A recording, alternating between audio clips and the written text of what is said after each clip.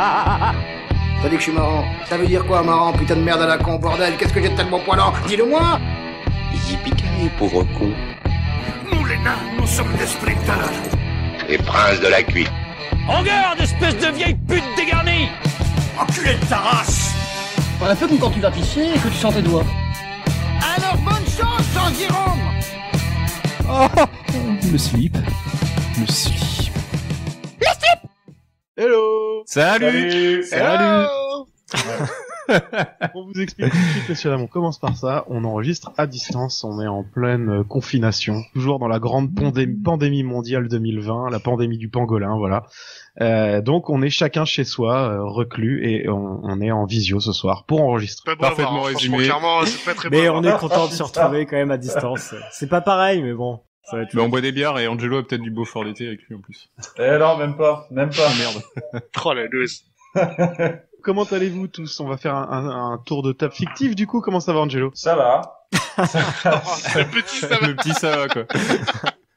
Comment ça va? Ça me fait tellement chier d'être là quoi. Tout le monde s'éclate. Vite, passons sur quelqu'un de joyeux, Charlie. Ouais, bon, ça va à peu près, hein. On survit à me survivre. Et du coup, je réécoute du Beyoncé et tout à fond, quoi. À fond. Je danse tout seul chez moi, je m'amuse bien, moi. Et tu t'es Ouais, coupé déjà les un cheveux peu, ouais. tout seul aussi, tiens. Et ouais, mon gars. J'ai acheté la Et tu tondeuse. t'es pas pour fait la Laurence. boule à zéro ce coup-ci, tiens. Non, pas à chaque fois. T'aurais peut-être dû. Ça t'allait bien. Ça t'allait bien. Toi, par contre, t'aurais peut-être dû couper ta barbe. Ah là, moi, ça pousse dans tous les sens, c'est effroyable. La Ça barbe devient roux, rouge, quoi. Et c'est surtout très roux. C'est très roux, mais je pense que la lumière m'aide pas beaucoup non plus. Ouais. Bon, Mollusque, comment ça va? Bah moi ça va, vacances au soleil hein, comme vous pouvez le voir. Ouais. T'as remis ta Non, tenue bah. d'Ardisson? De Ardisson. sous le- Ah non, Ardisson c'est fini, c'est une autre époque. La période est trop morose pour continuer à s'habiller comme ça. Non, Est-ce non, que tu veux- ça va, ça confine quoi, et du coup bah je suis très content du thème de ce soir parce que j'apprends à cuisiner pendant le confinement. Quoi. Ah. T'apprends à cuisiner quoi, du coup? Bah là en ce moment j'apprends à cuisiner végé. Oh merde. D'accord. Ah bah ça ça peut te être permet de très bon, redécouvrir des trucs, c'est cool, hein. Ça te permet de redécouvrir des produits, le panais, des trucs comme ça, donc c'est cool. Ah, puis même la bouffe indienne, t'as plein de trucs sympas en VG. Ouais, aussi, ouais. À faire des currys et tout. Ouais, mais des trucs moins sympas pour ton anus, par contre. Trop sale quoi. C'est clair. Bon, et toi, Jérémy? Bah moi ça va très bien, hein. C'était mon anniversaire dimanche. Donc je n'ai pas fait de gros stuff. Mais c'était sympa, c'était en famille, ça faisait du bien. Ouais, je Des pense petits que moments. 40 ans, ça se fête en plus, quoi. Calm Jérémy, down, calm down. Je ne dévoilerai pas mon âge, mais pas du tout 40. Pas du tout. Pas Bien du plus. tout, par On contre, en avec est des super loin, quoi. Ouais, c'est vraiment super loin. rappelons aux gens qu'il s'appelle Pépé en vrai. C'est mon vrai prénom, et Voilà. c'est pas un surnom. Voilà, c'est ça. Et toi Pedro? Eh ben moi ça va aussi, ça va. Je suis confiné à la campagne moi, et c'est plutôt cool je dois le dire le confinement à la campagne. Ça c'est bien. Il y avait un lapin comme colocataire les 3 derniers jours dans le. Dans le four. Moi aussi, j'ai un lapin dans le four. Ah oui. Et j'ai mon vrai colocataire qui vient de me faire un gros fuck parce qu'il croit que je le traite de lapin à travers la fenêtre. Pourquoi on a un pro? Antonin le gars. Non, donc, parce que oui, j'ai des vrais colocataires, Antonin et Selma, qui sont très gentils. Et donc on avait un lapin qui est venu se confiner dans notre jardin pendant. C'est vraiment cool. Oh. Bah, en fait, Selma, elle sait pas encore, mais on le mange dimanche en civet. Allez. Voilà, ça c'est bien. On a toujours pas décidé qui d'Antonin ou moi allait enlever son petit pyjama comme dans Dick et Nick, mais Ah, faut le faire avec elle, faut le faire avec la petite. ouais. Bah je suis d'accord. Puis bon, tu vois, ça colle aussi un peu comme Mollusque. Tu le disais tout de suite, ça colle avec le thème de ce soir, tu vois, le civet de lapin. Puisque ce soir, les gars, on s'est réunis pour parler gastronomie. Cette transition Ouais, j'avoue, c'est classe.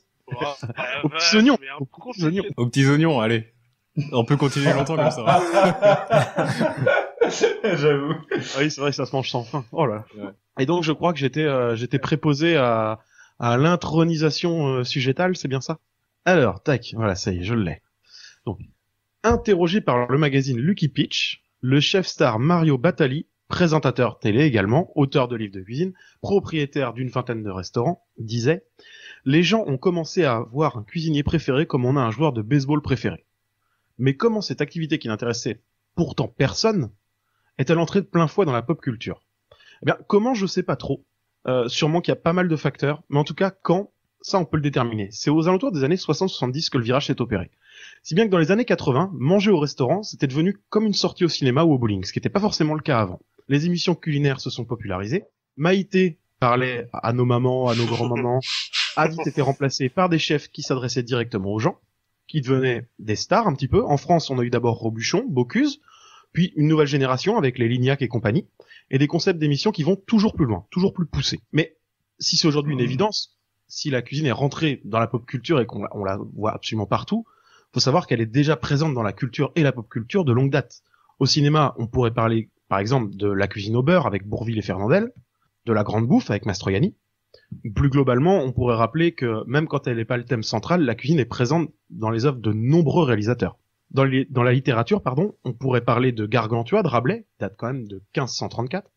Au théâtre, on pourrait parler de Cuisine et dépendance, du duo Bakri-Jaoui. Dans le jeu vidéo, la représentation la plus évidente pour moi, c'est Pac-Man, mais il existe également des simulateurs de gastronomie. Dans la chanson, c'est impossible de tout répertorier, il y a plein de références également. Bref, avec le sexe et la religion, et l'argent, la gastronomie, sous toutes ses formes, est peut-être le sujet qui nourrit le plus de fantasmes au monde. C'est pourquoi il nous paraissait judicieux de se pencher dessus ce soir. Ouais, ok, merci. Beau, ouais. C'est bien, nickel. T'as oublié le jeu Overcook aussi. Ah oui, Ah oui. Vous ne connaissez Et pas le jeu? Cooking Mama.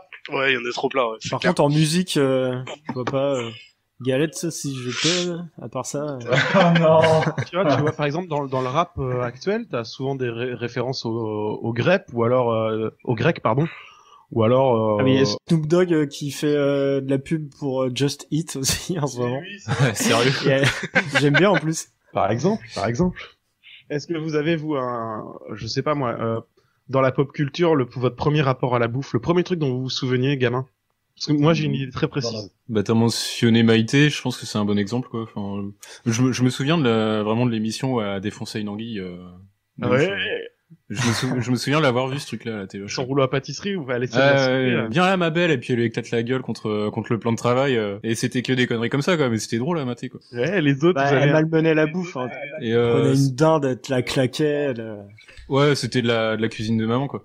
Ouais. Et sinon mon petit péché mignon, c'est Gordon Ramsay, cauchemar en cuisine mais version anglaise quoi. J'adore ça quoi. Alors bah justement, tu vois, je parlais Ça fait longtemps, ça. des chefs qui se sont starifiés. Faut savoir que alors ça doit dater d'il y a 2 ou 3 ans. Hein. C'est pas l'année dernière, mais Gordon Ramsay, il y a 2 ou 3 ans de ça, a gagné plus d'argent sur une année que Beyoncé, par exemple. C'est juste énorme. Quand on dit que c'est vraiment entré dans la pop culture, c'est énorme. Ah, dans le même genre, Mais t'as même, Cyril je sais Lignac pas, je qui connais pas son doit stade, bien brasser en ce moment aussi. Quoi. Ouais, c'est probable, mais Cyril Lignac a peut... Parce que c'était un peu la star du dernier confinement. Lui. Ouais, mais Son c'est peut-être émission, bloqué un peu franco-français, si tu veux, pour pouvoir battre des records. Ah oui, ouais peut-être. Attends, Ramsay, ça se vend aux États-Unis, en France, Ouais mais Ramsay c'est pas son émission, c'est les restos qui lui rapportent. Moi, je pense que non, Ramsay, c'est la télévision qui lui a rapporté autant. Ouais. Ah oui, parce qu'il me semblait que les restos marchaient bien aussi. Ah, les restos fonctionnent bien également, bien sûr. Moi, ça me fait penser à des trucs de SF où ils créaient de la bouffe avec un cube, je sais pas, dans un retour vers le futur, la pizza réhydratée ou des trucs comme ça, enfin, des trucs Les chelous. petites pilules, un petit truc, qui me paf, micro-ondes. la petite pilule, et tout. T'en as trop plein Ouais, des c'est trucs comme ça, d'une et moi, je sais tristesse, pas, ça me quoi. fait toujours marrer, quoi. Et toi, Pépé, c'est quoi, du coup? C'est la boîte de haricots réchauffée par Lucky Luke dans ses aventures? Non, c'est vrai que moi, ce serait plutôt Maïté aussi dans mes souvenirs d'enfance. À la télé, c'était l'émission de cuisine. Après, t'as eu Joël Robuchon aussi. Plus, tu vois, des émissions de cuisine qui me parlent. Après, je vois pas dans la pop culture comme ça, ça me parle un peu moins. Ok, Angelo?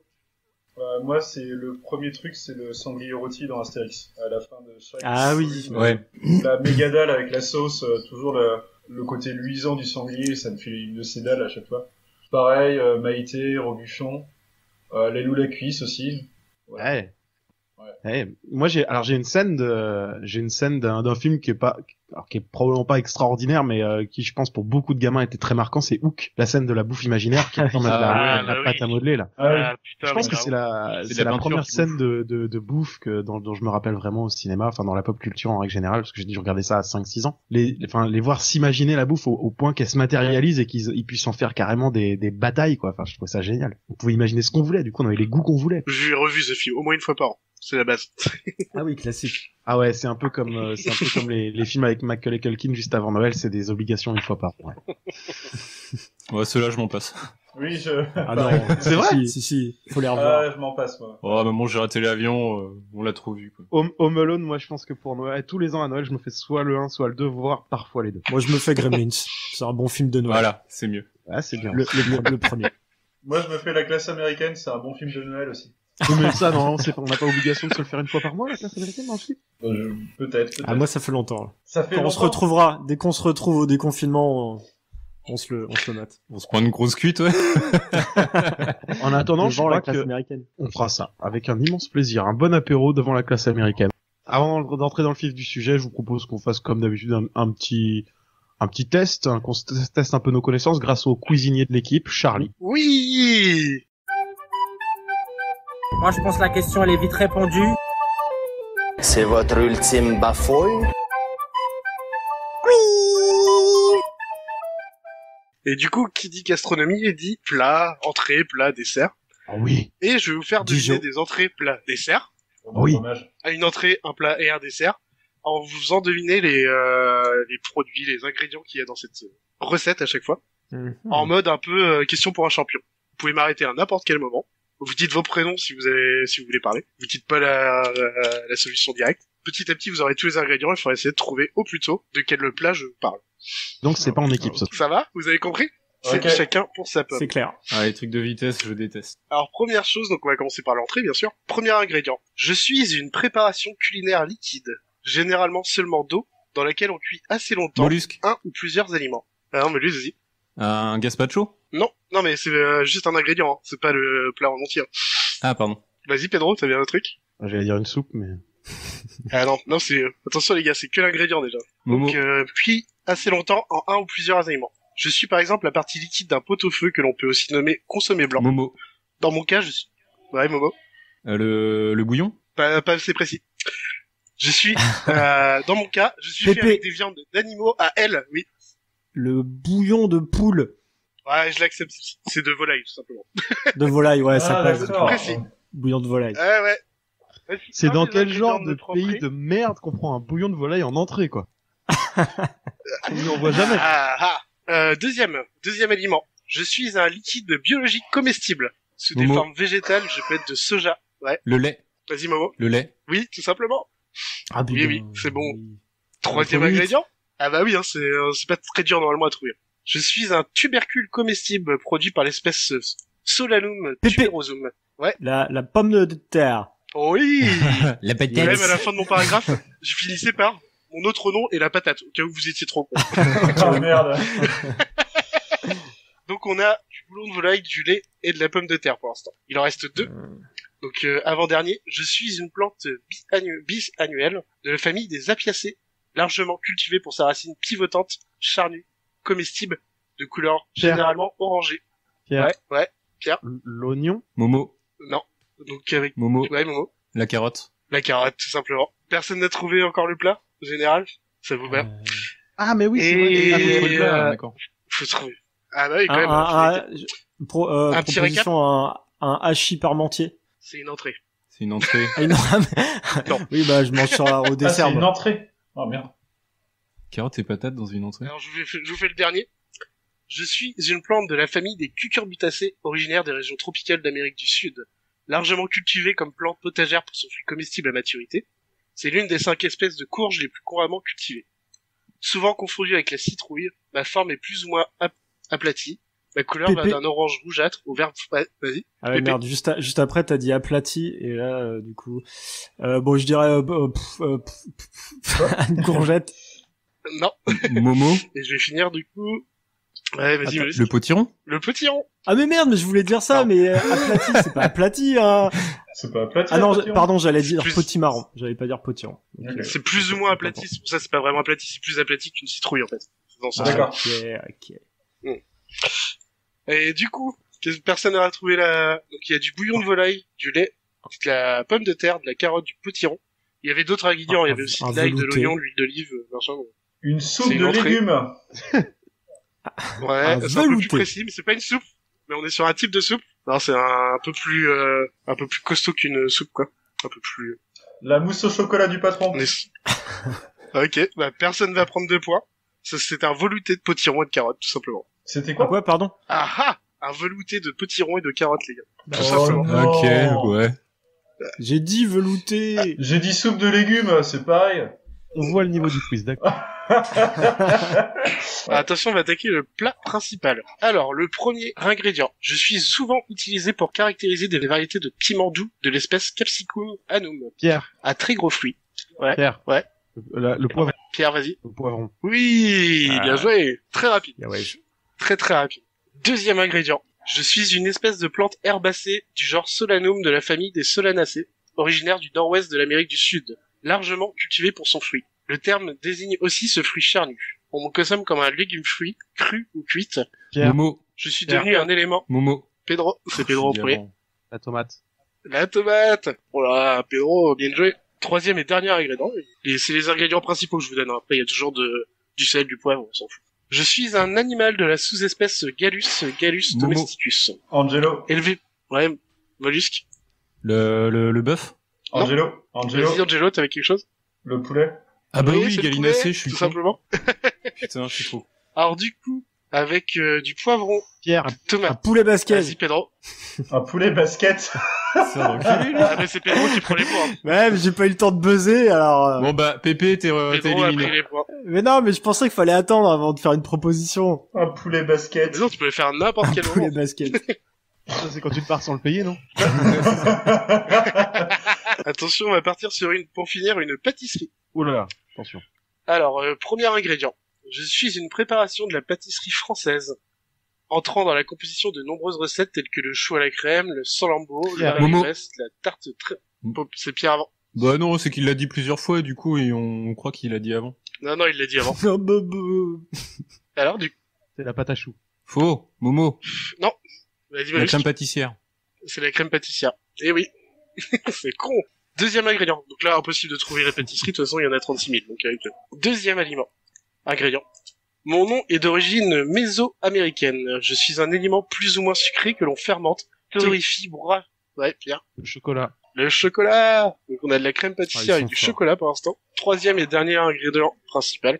Parce que bien sûr, il y a du beurre, de l'eau, de la farine, Du beurre. quatrièmement toutes les pâtisseries. Je suis une pâte complexe, cuite en 2 temps, utilisée en pâtisserie pour de nombreuses réalisations sucrées, chou à la crème, religieuse, Saint-Honoré, Pierre. ou salée, gougère, pomme de pin. Ouais, vas-y Pedro. La pâte à choux. La pâte à choux. Elle est tombée. Et donc, je peux dire aussi là, Est-ce que quelqu'un a une idée de la pâtisserie? c'est l'éclair Ouais, ou la ouais. religieuse? Bah c'est lequel alors du coup? L'éclair au chocolat. Ouais, c'est l'éclair au chocolat. Et voilà, tout Sans le simplement. baiser sur mon dessert préféré. GG. Tout de suite. Bon, Pedro, il a largement gagné. Il a trouvé 2 recettes, donc vous avez bien défoncé la gueule. Ah, parce qu'on comptait les points, en plus. Alors. Ah bah... Ouais, tu mais crois qu'on Pedro, fait il a pas triché parce qu'il disait son nom exprès plusieurs fois et plus fort que les autres pour prendre l'avantage. Salaud. Du coup, je considère qu'il Ouais, a Moi, mon triché. micro, il marchait plus. Moi, je suis d'accord avec Gilbert Montagnier. Ah, les fausses excuses. On sent la mauvaise D'ailleurs, je vais le foi. La rejoindre. mauvaise foi est Je vais le présente. rejoindre sous le soleil des tropiques. Allez, viens là. Voilà pour ce petit quiz gastronomie à 100%. Merci beaucoup. Bien, merci. Ça m'a fait bien. saliver. Et donc, maintenant, on va passer au sujet d'Angelo. Angelo, tu vas nous parler d'un manga, je crois. Oui, c'est ça, d'un manga. Donc, je vais vous parler de Glouton et Dragon, en japonais Dungeon Meshi, qui a été fait par Ryoko Kui, qui est édité en France par Casterman. Actuellement, il y a 8 tomes qui sont sortis. Le 9e, il devrait paraître en mai 2020.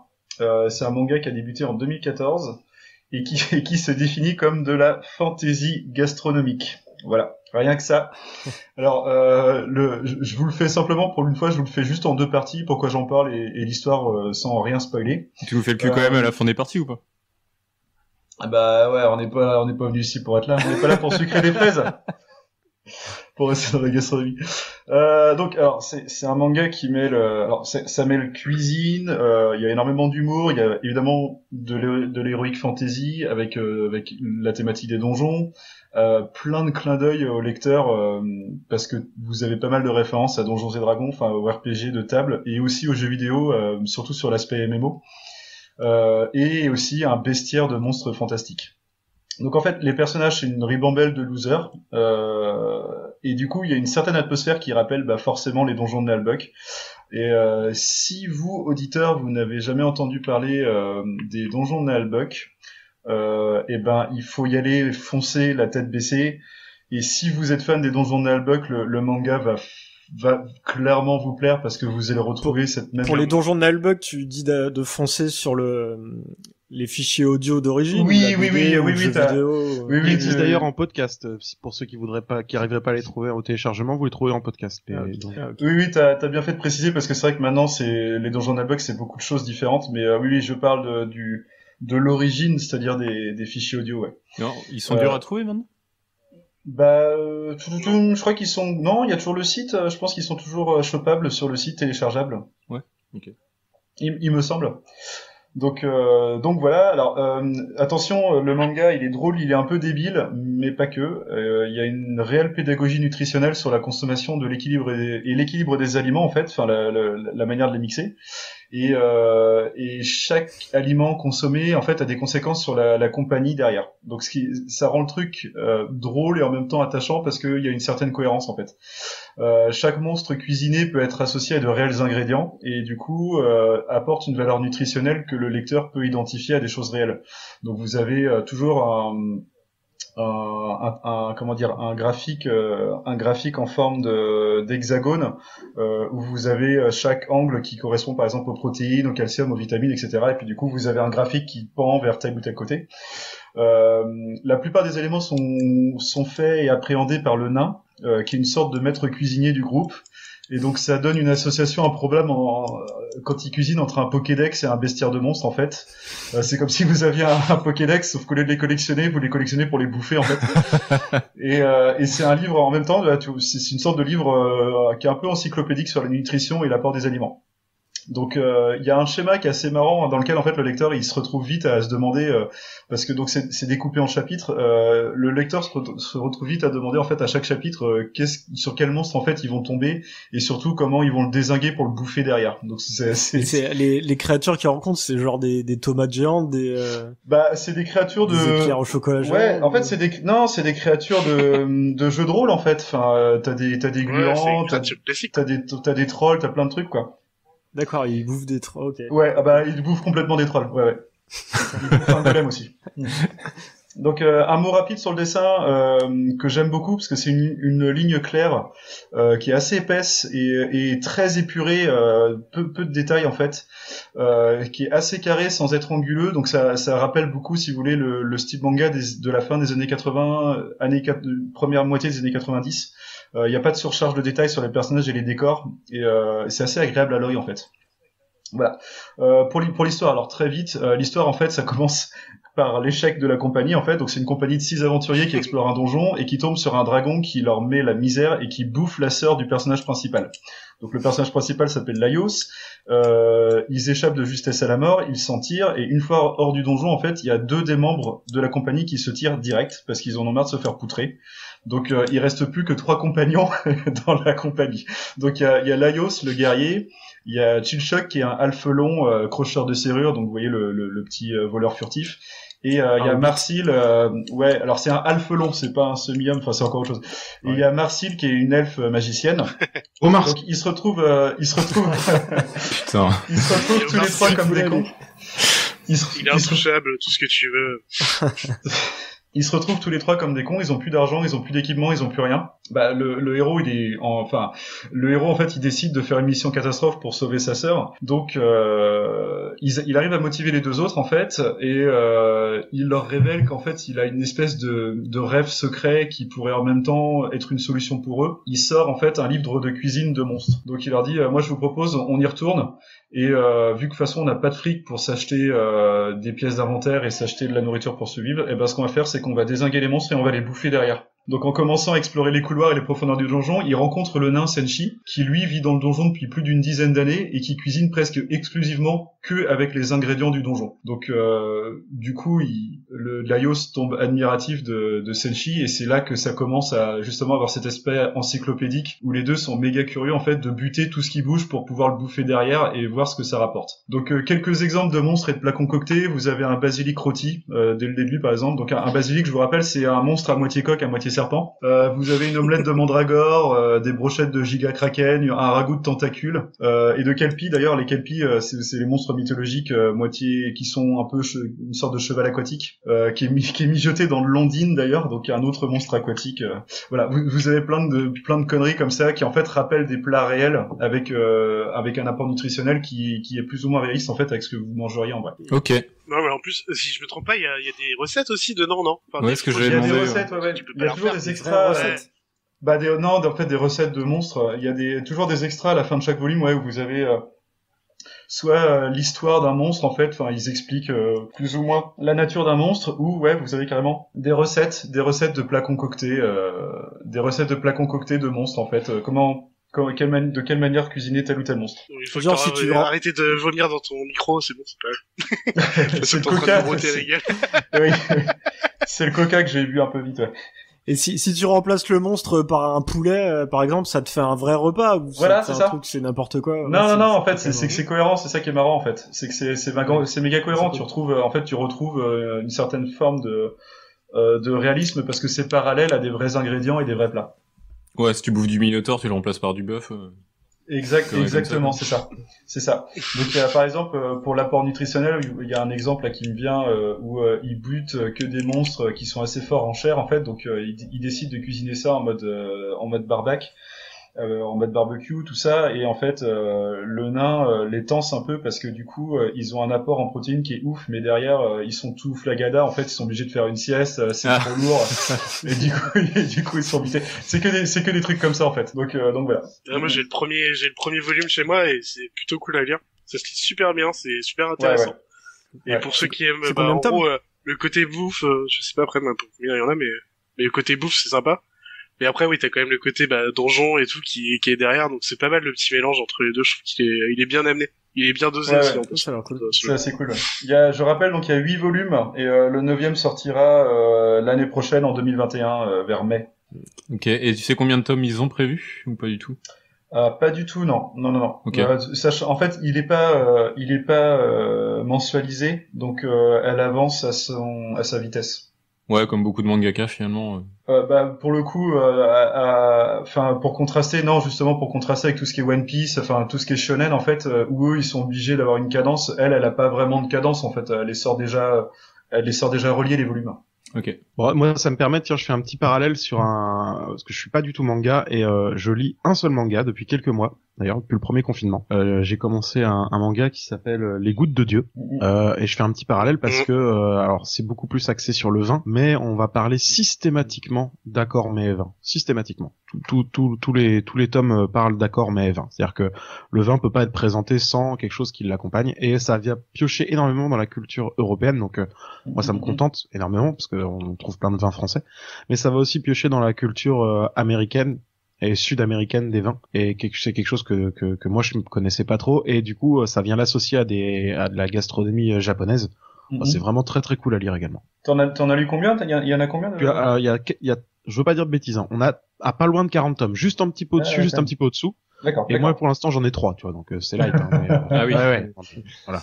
Mais c'est light, mais j'avais jamais lu de manga de ma vie, ça m'attirait pas du tout, et là j'ai réussi grâce à un sujet qui me plaisait vraiment beaucoup, quoi. Et moi directement ça me fait penser à Food War. J'en ai vu 2-3 épisodes de cet animé, mais c'est Food War, c'est un concours de cuisine à la japonaise, quoi, en mode manga. C'est-à-dire que t'as tout le monde qui est à chaque fois qui bouffe, tu sais, t'as la tête qui va en arrière, en mode animé la totale, quoi. Les mecs qui font des plats, ça pétille partout, c'est magnifique et tout, c'est trop beau.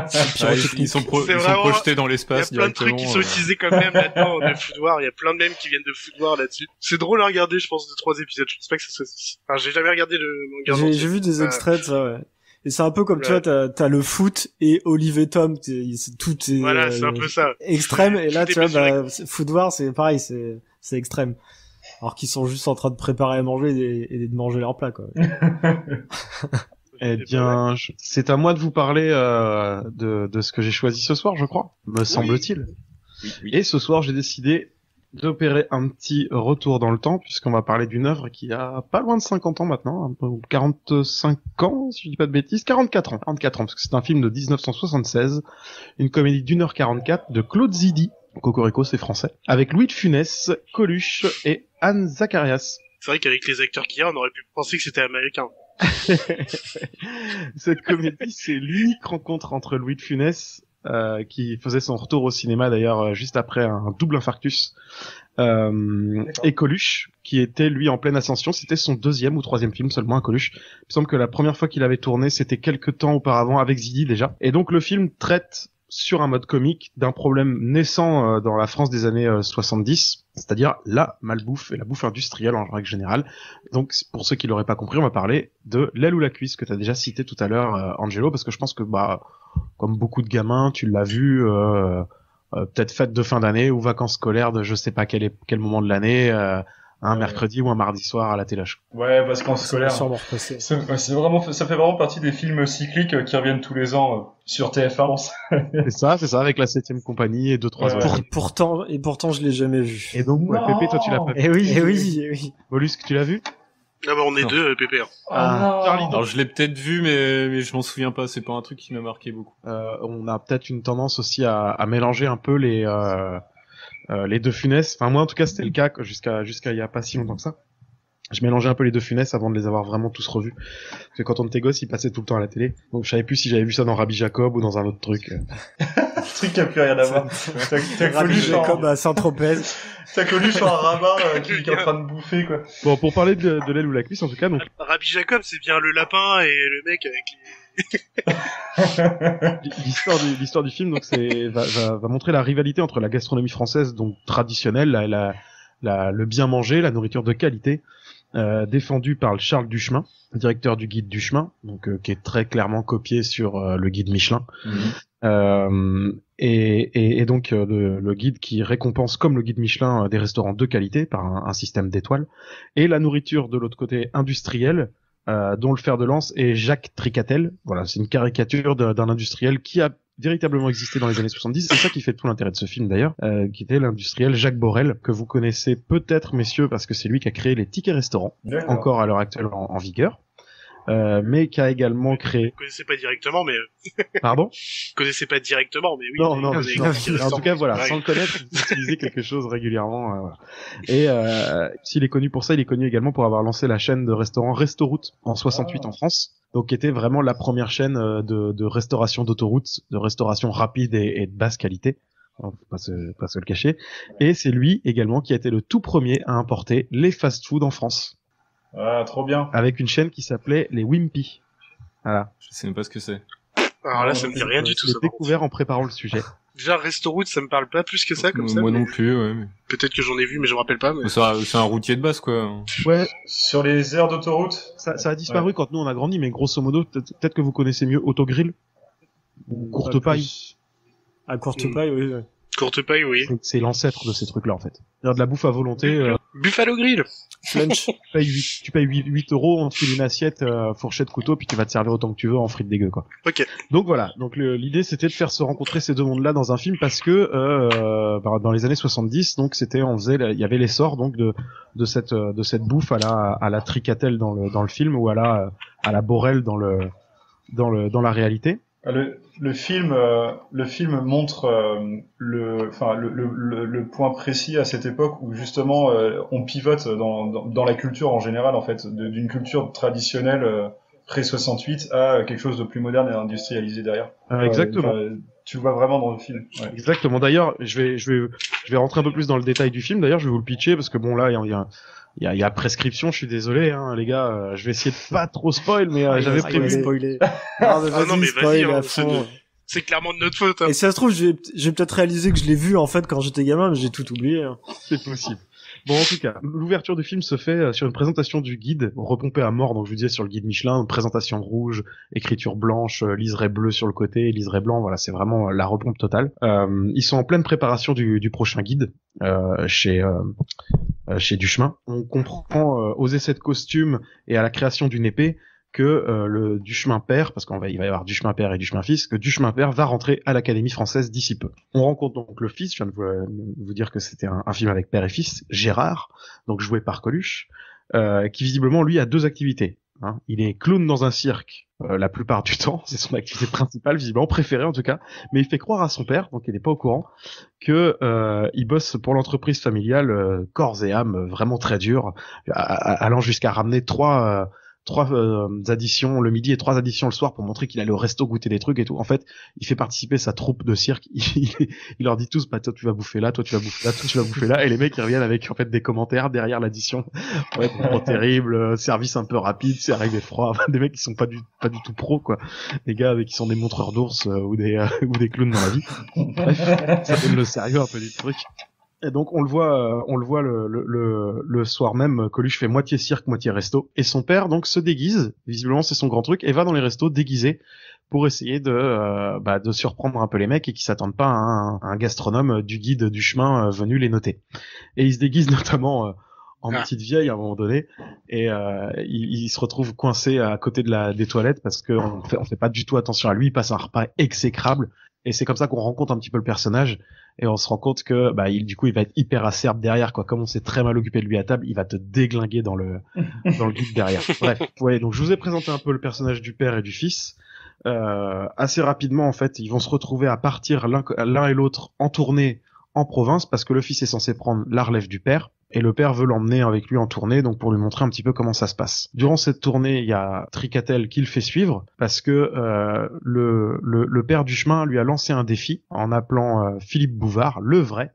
Ils vont faire une émission de télé, ils vont faire un débat, et ils vont faire s'affronter le représentant de la gastronomie française avec le représentant de la bouffe industrielle, qui est en plein essor à ce moment-là, donc ce que tu disais tout à l'heure, Angelo, dans les années 70. Donc ils partent, Coluche et De Funès, en tournée un peu partout en France. Il leur arrive plein de péripéties. Ils passent notamment dans un restaurant tenu par un gérant dont De Funès avait détruit la carrière 2 ou 3 ans plus tôt, en lui flinguant un resto, en lui retirant 2 étoiles. Et il y a une fameuse scène, qui est devenue assez populaire, qui est très comique, où le mec le force à s'installer à table le soir avec fusil sur la tempe et à lui faire bouffer des huîtres que des clients ont laissées, qu'ils n'ont pas voulu terminer, lui faire manger de la poule au pot, lui faire manger de la... Elle est horrible, cette scène. Ouais, je crois que j'ai déjà vu cette scène-là. Elle file des hauts le cœur, ouais. Ah ouais, il a des boutons et tout. Et c'est ça, les boutons explosent, et en fait le gars lui explique, la bouffe elle vient de chez le patron, mon gars. Et le patron en fait c'est Tricatel, parce que Tricatel a prévu de racheter des restaurants qui sont déjà étoilés ou vont l'être, pour vendre sa bouffe industrielle et se faire un max de pub. Donc dans l'optique de faire ça, Tricatel essaye de récupérer la liste des futurs étoilés du guide du chemin, et ce qui provoque en fait l'enjeu du duel de fin. Et tout le film sert à nous montrer que Tricatel, en fait, c'est de la bouffe vérolée. Donc après que De Funès ait été à moitié empoisonné dans le restaurant, il finit par être directement emmené à l'hosto par son fils, et il souffre d'agueusie. Donc l'agueusie, c'est la perte du goût, ce qui est particulièrement ennuyeux pour un type qui est censé être le numéro 1 français, un petit peu des critiques, censé dire ce qui est bon et pas bon, quoi, quand t'es plus capable de faire la différence. Et on sait pourquoi il souffre d'agueusie, c'est à cause qu'il a trop bouffé de la merde. Parce que c'est ça. C'est la merde qu'il a bouffé au restaurant avec la bouffe de Tricatel, ouais, tout à fait. On arrive donc à ce fameux débat final. Et juste avant ce débat final, le père et le fils réussissent à aller s'introduire dans l'usine de Tricatel. Et là, en fait, ils ont été tournés. Alors, petite anecdote de tournage, ça a été tourné dans les usines Pernod Ricard à l'époque, qui étaient flambant neuves et hyper modernes. Et on voit plein de machines industrielles qui sont censées produire de la bouffe. Donc, en fait, on voit à la chaîne comment on fabrique de la salade. C'est des feuilles de plastique imprimées qui sont thermomoulées. Est-ce que t'es dans Soleil Vert en fait.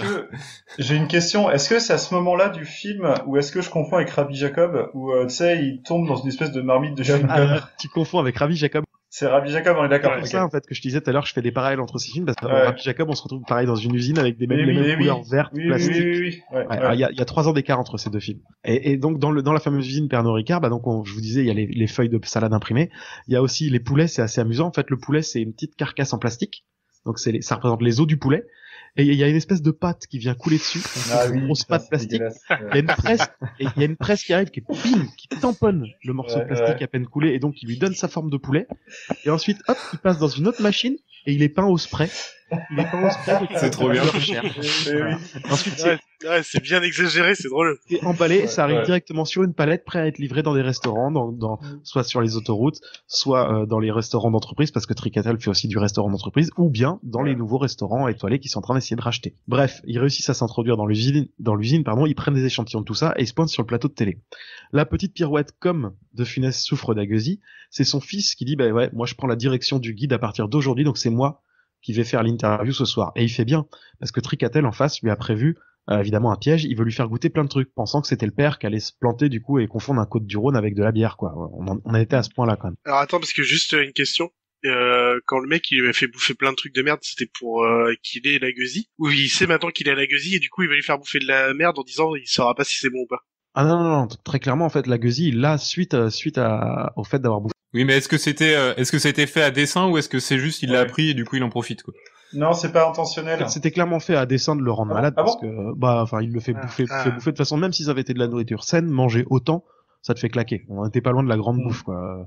Il fait manger du couscous, de la poule au pot. C'est un...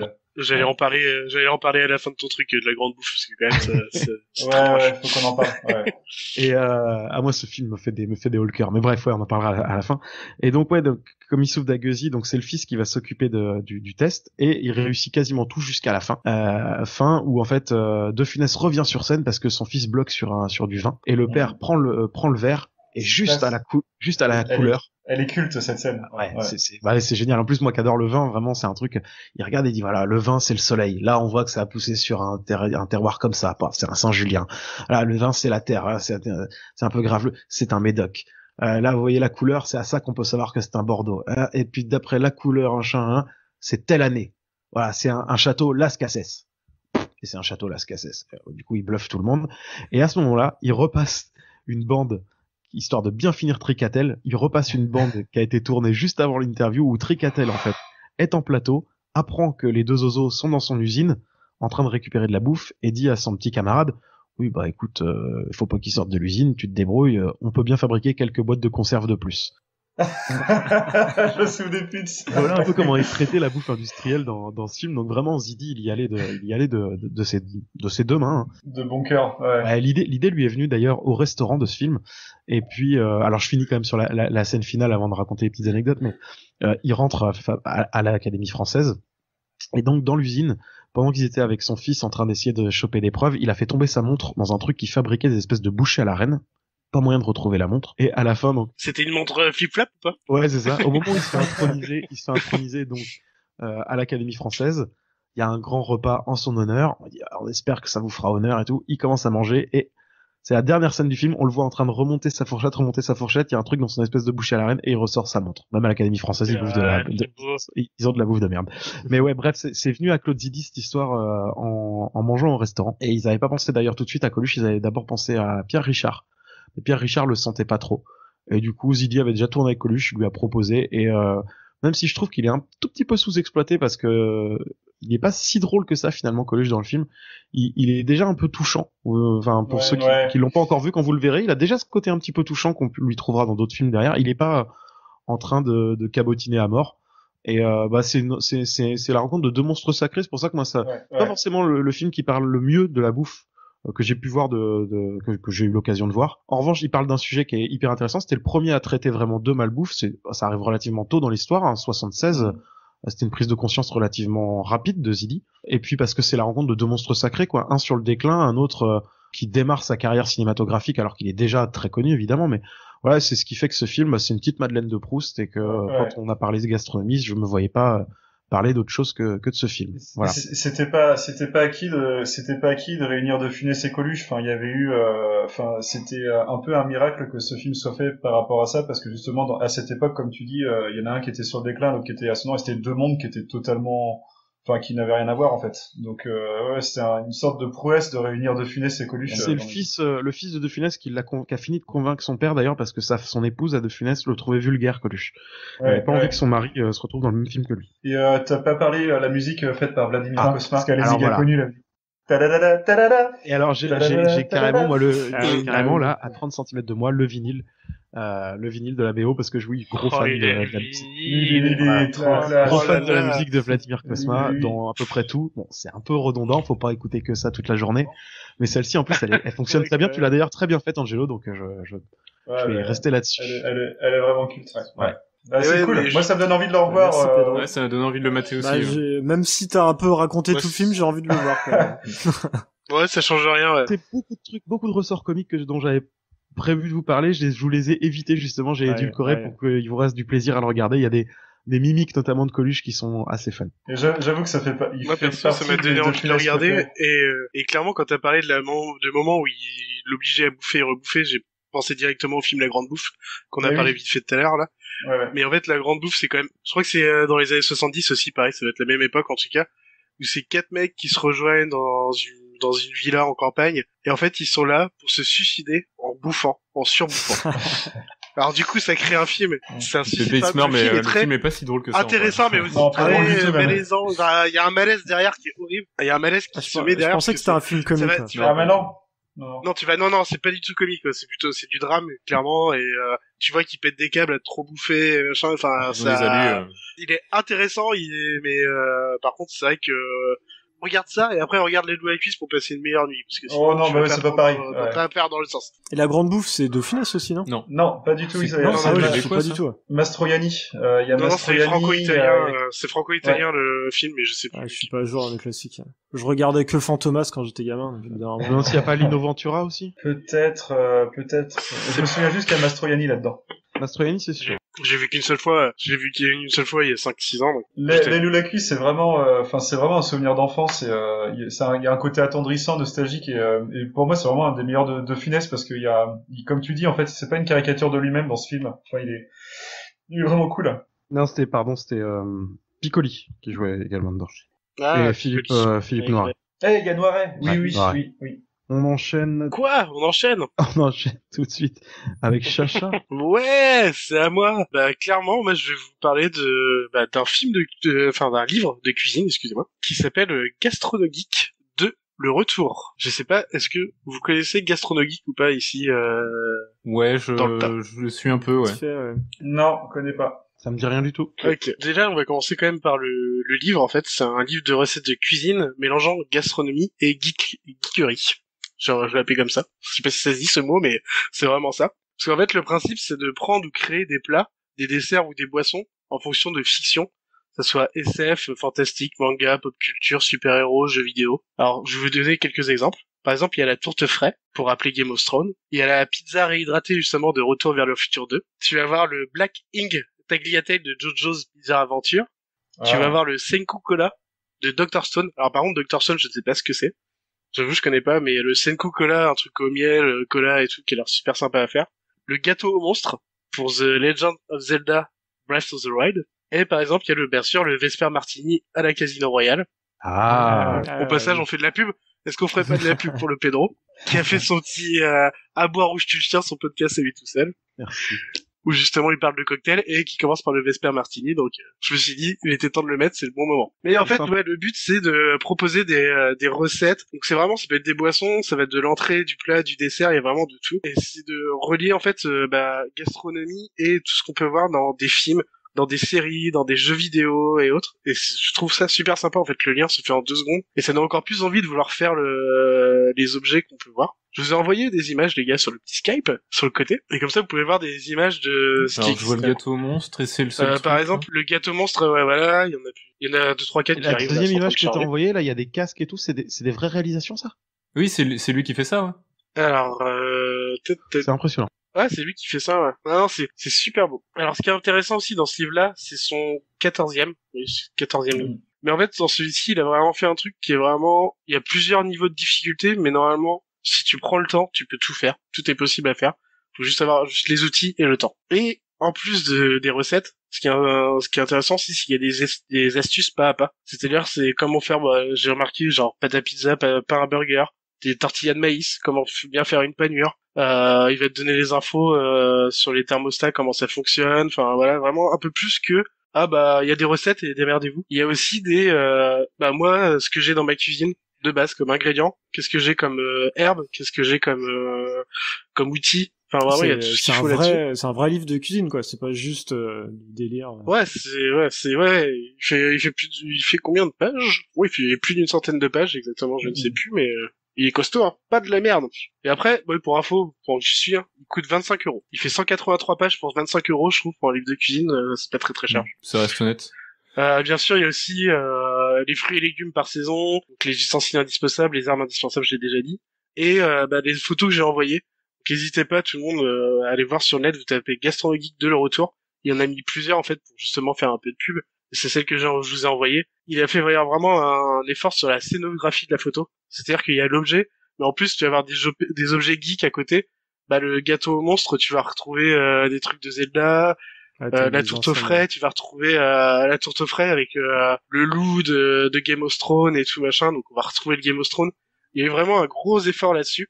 Et en plus, faut savoir que la plupart des objets, il y a plein d'objets qui ont été ramenés par ses fans, parce que depuis longtemps, là, ça fait plus de 10 livres qu'il est sorti. Il y en a plein en fait, dont une qui refaisait tous ces gâteaux et qui créait une scénographie. Et du coup, elle a participé quasiment à toutes les images.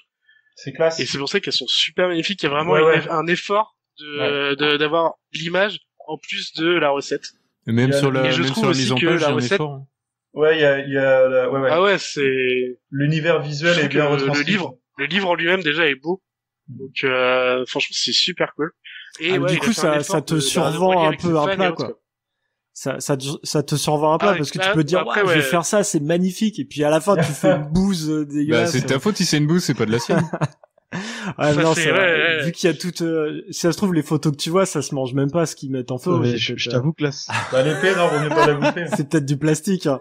Et c'est comme dans les pubs McDo par exemple, le Big Mac que tu vas voir sur l'affiche, il se mange pas quoi, il est recouvert de vernis. Alors tu vois, un exemple simple, le gâteau justement au monstre qu'on parle et tout là, avec les cornes violettes qui ressortent.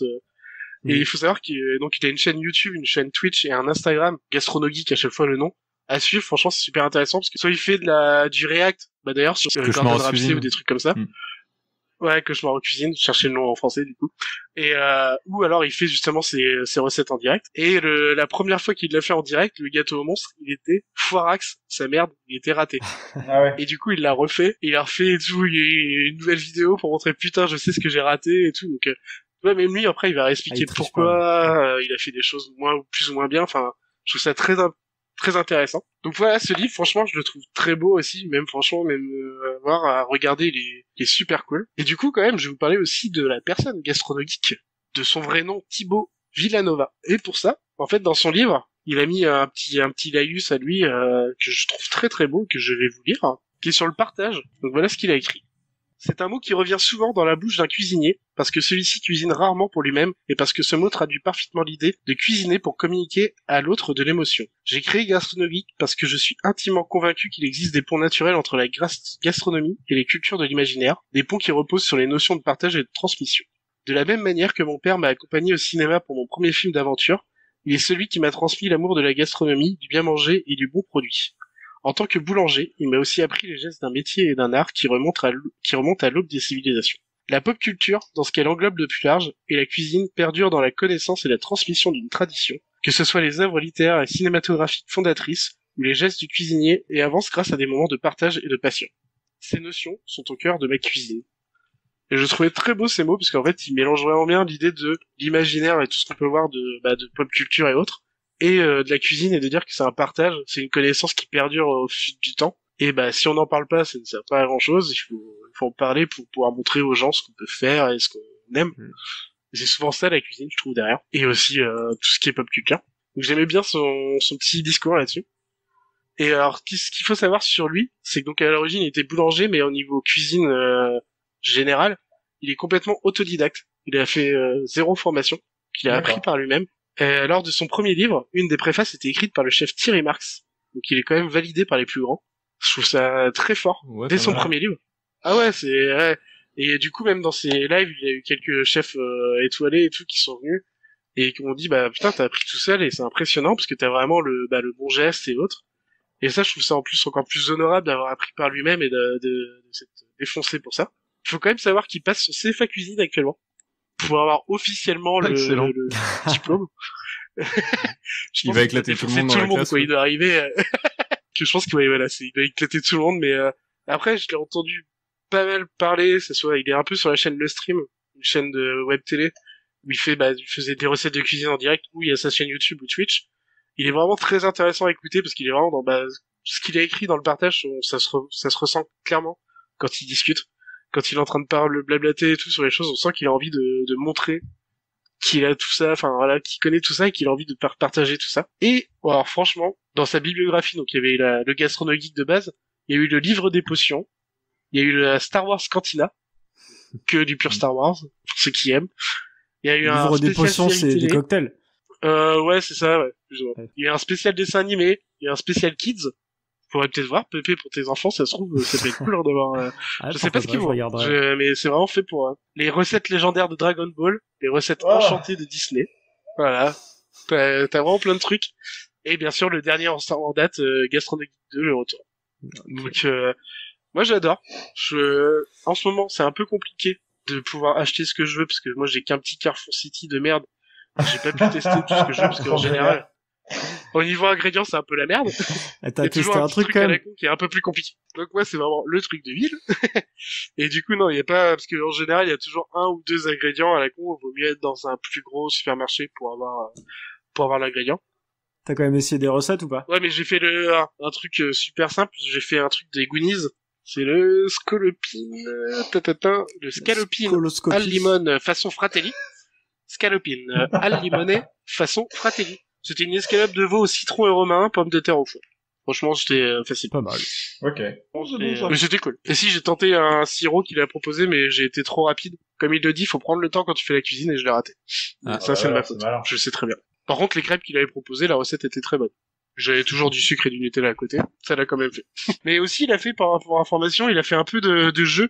Il a créé une boîte à quiz, il a fait un boîte apéro quiz gastronomique, je crois qu'il travaille aussi sur un vrai jeu de plateau en ce moment avec un autre gars qui.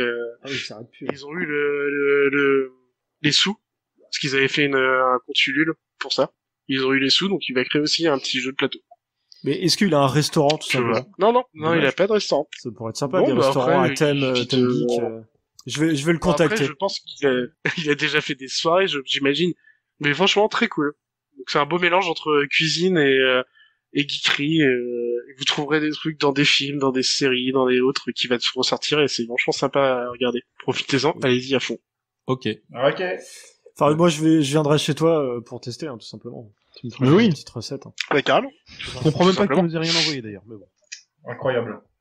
Tu vas nous faire la recette de la bière au beurre. Le Senku Cola, alors son cola, je sais pas ce que c'est, j'ai envie de savoir ce que ça donne en fait.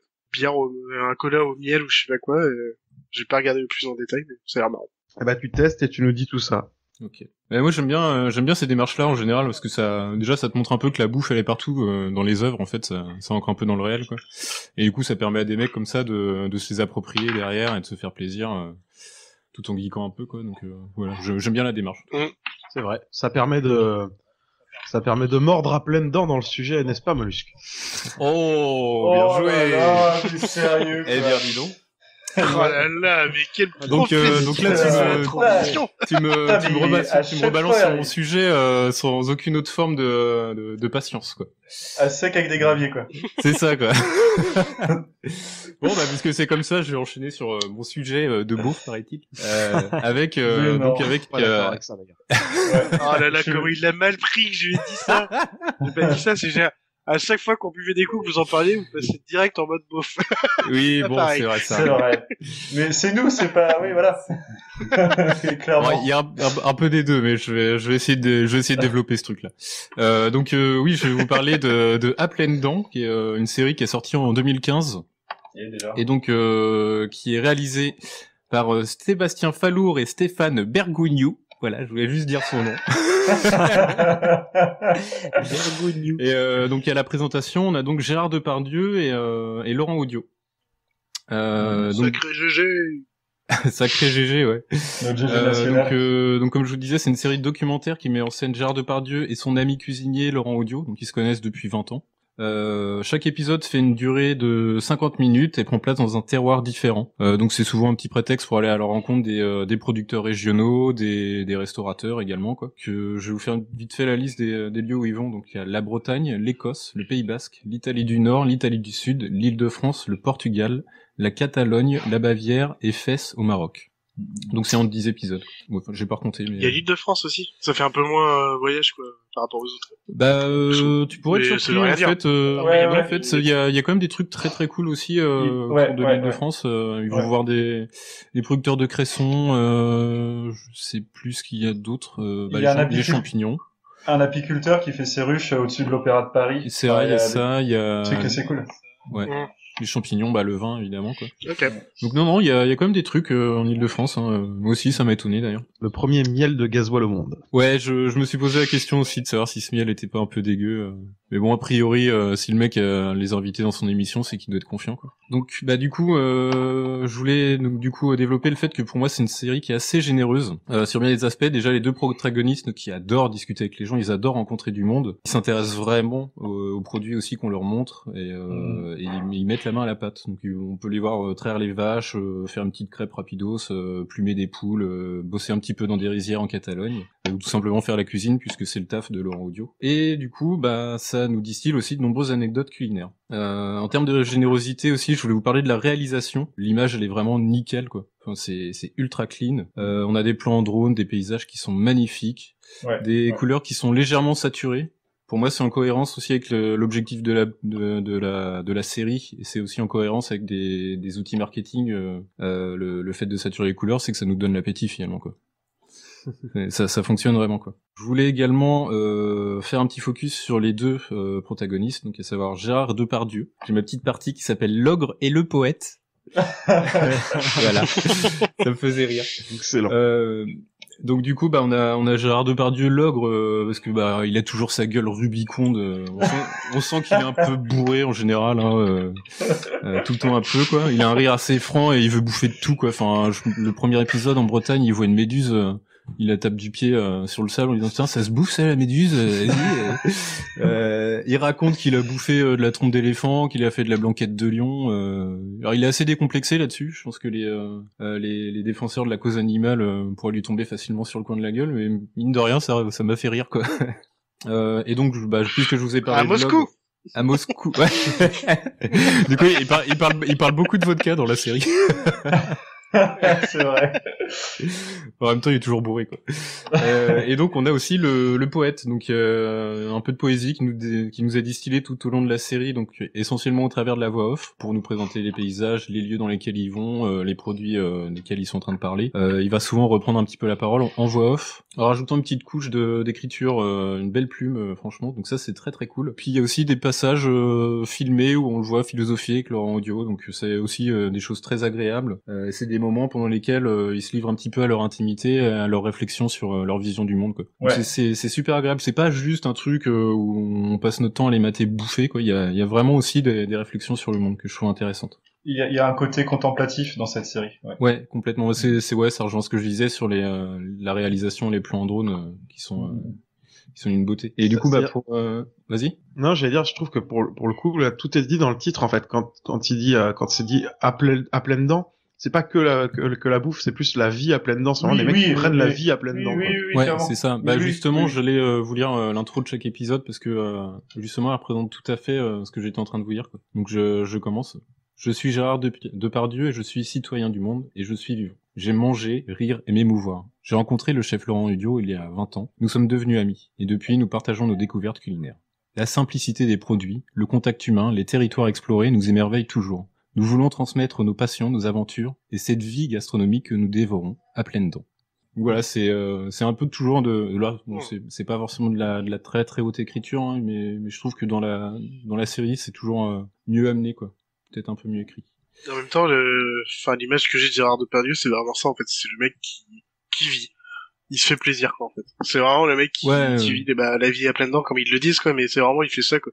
Que ce soit sur la bouffe, surtout, quoi, en fait, il se fait plaisir, en fait, un peu sur tout. Mais, ouais, c'est un épicurien. On aime pas, mais c'est comme ça que je le vois. Mais cette série, montre, en fait, aussi un peu qu'il est vraiment, en fait, c'est-à-dire que c'est un type qui aime bien se donner un peu en caricature de lui-même, mais en même temps, c'est quelqu'un qui est extrêmement cultivé et qui connaît les lettres et les belles lettres. Enfin, il cite l'Iliade. Enfin, c'est pas juste un bourrin, Depardieu. Faut certainement pas le prendre comme ça. Ce type-là, il a une sacrée culture littéraire. Ouais, même quand il est en Bretagne, il va parler des fortifications de Vauban. Comme ça, c'est super intéressant, quoi. C'est un type qui a clairement, c'est ça, qui a clairement une grosse culture. Tu le disais. D'ailleurs, pour ceux qui le savent pas. Il a fait un truc l'année dernière aussi, je digresse un tout petit peu, excusez-moi, mais il a repris du Barbara sur scène. Oui, c'est vrai, il a fait ça.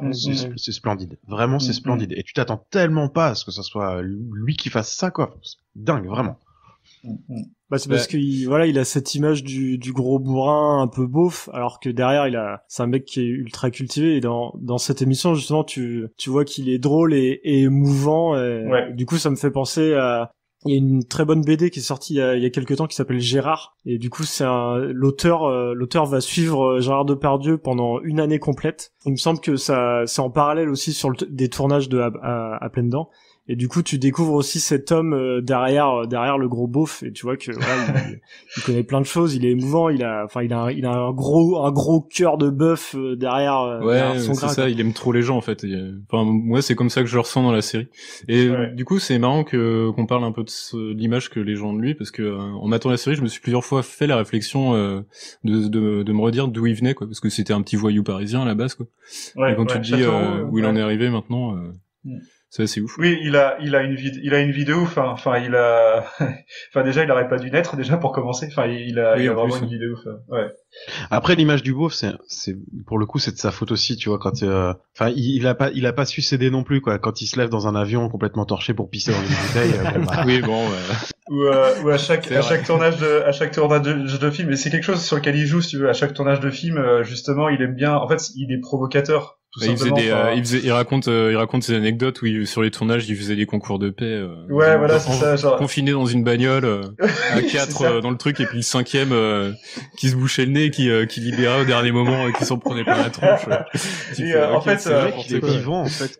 Quand il raconte ça, en fait, tu sens que c'est clairement dans l'intention de choquer le plus possible les gens avec qui il est. Enfin, genre Laetitia Casta, clairement, quand tu lui pétais dans sa caravane, c'est juste dans l'objectif de la choquer, en fait. Enfin, c'est juste trop drôle, quoi. Et des moments, il parle de Gainsbourg aussi, et du coup, il limite Gainsbourg. Il le fait trop bien. Putain, je lui crème des billets. C'est juste trop fort. Mais c'est exactement Gainsbourg, dis donc, Mollusque. C'est impressionnant. C'est de Gainsbourg. Je suis à ma 3e bière aussi, ça va être bien. J'avais pas fini ma chronique, on vient de bien dévier, quoi. Ouais, c'est clair. Donc je reprends un peu le contrôle, désolé. Et donc du coup, je voulais aussi vous parler de Laurent Audio, puisque finalement il est pas tout seul, Gérard Depardieu, dans cette série-là.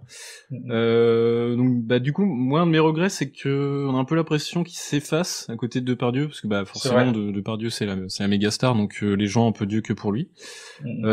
Pourtant, c'est dur de vivre à côté de son charisme et de la place qu'il prend aussi, quoi. Ouais, je pense, de façon idiote. Ouais, je pense. Oui, il prend une place naturelle. Enfin, je veux dire, même sans sa notoriété, Depardieu est quelqu'un qui prend de la place. Ouais, c'est ça.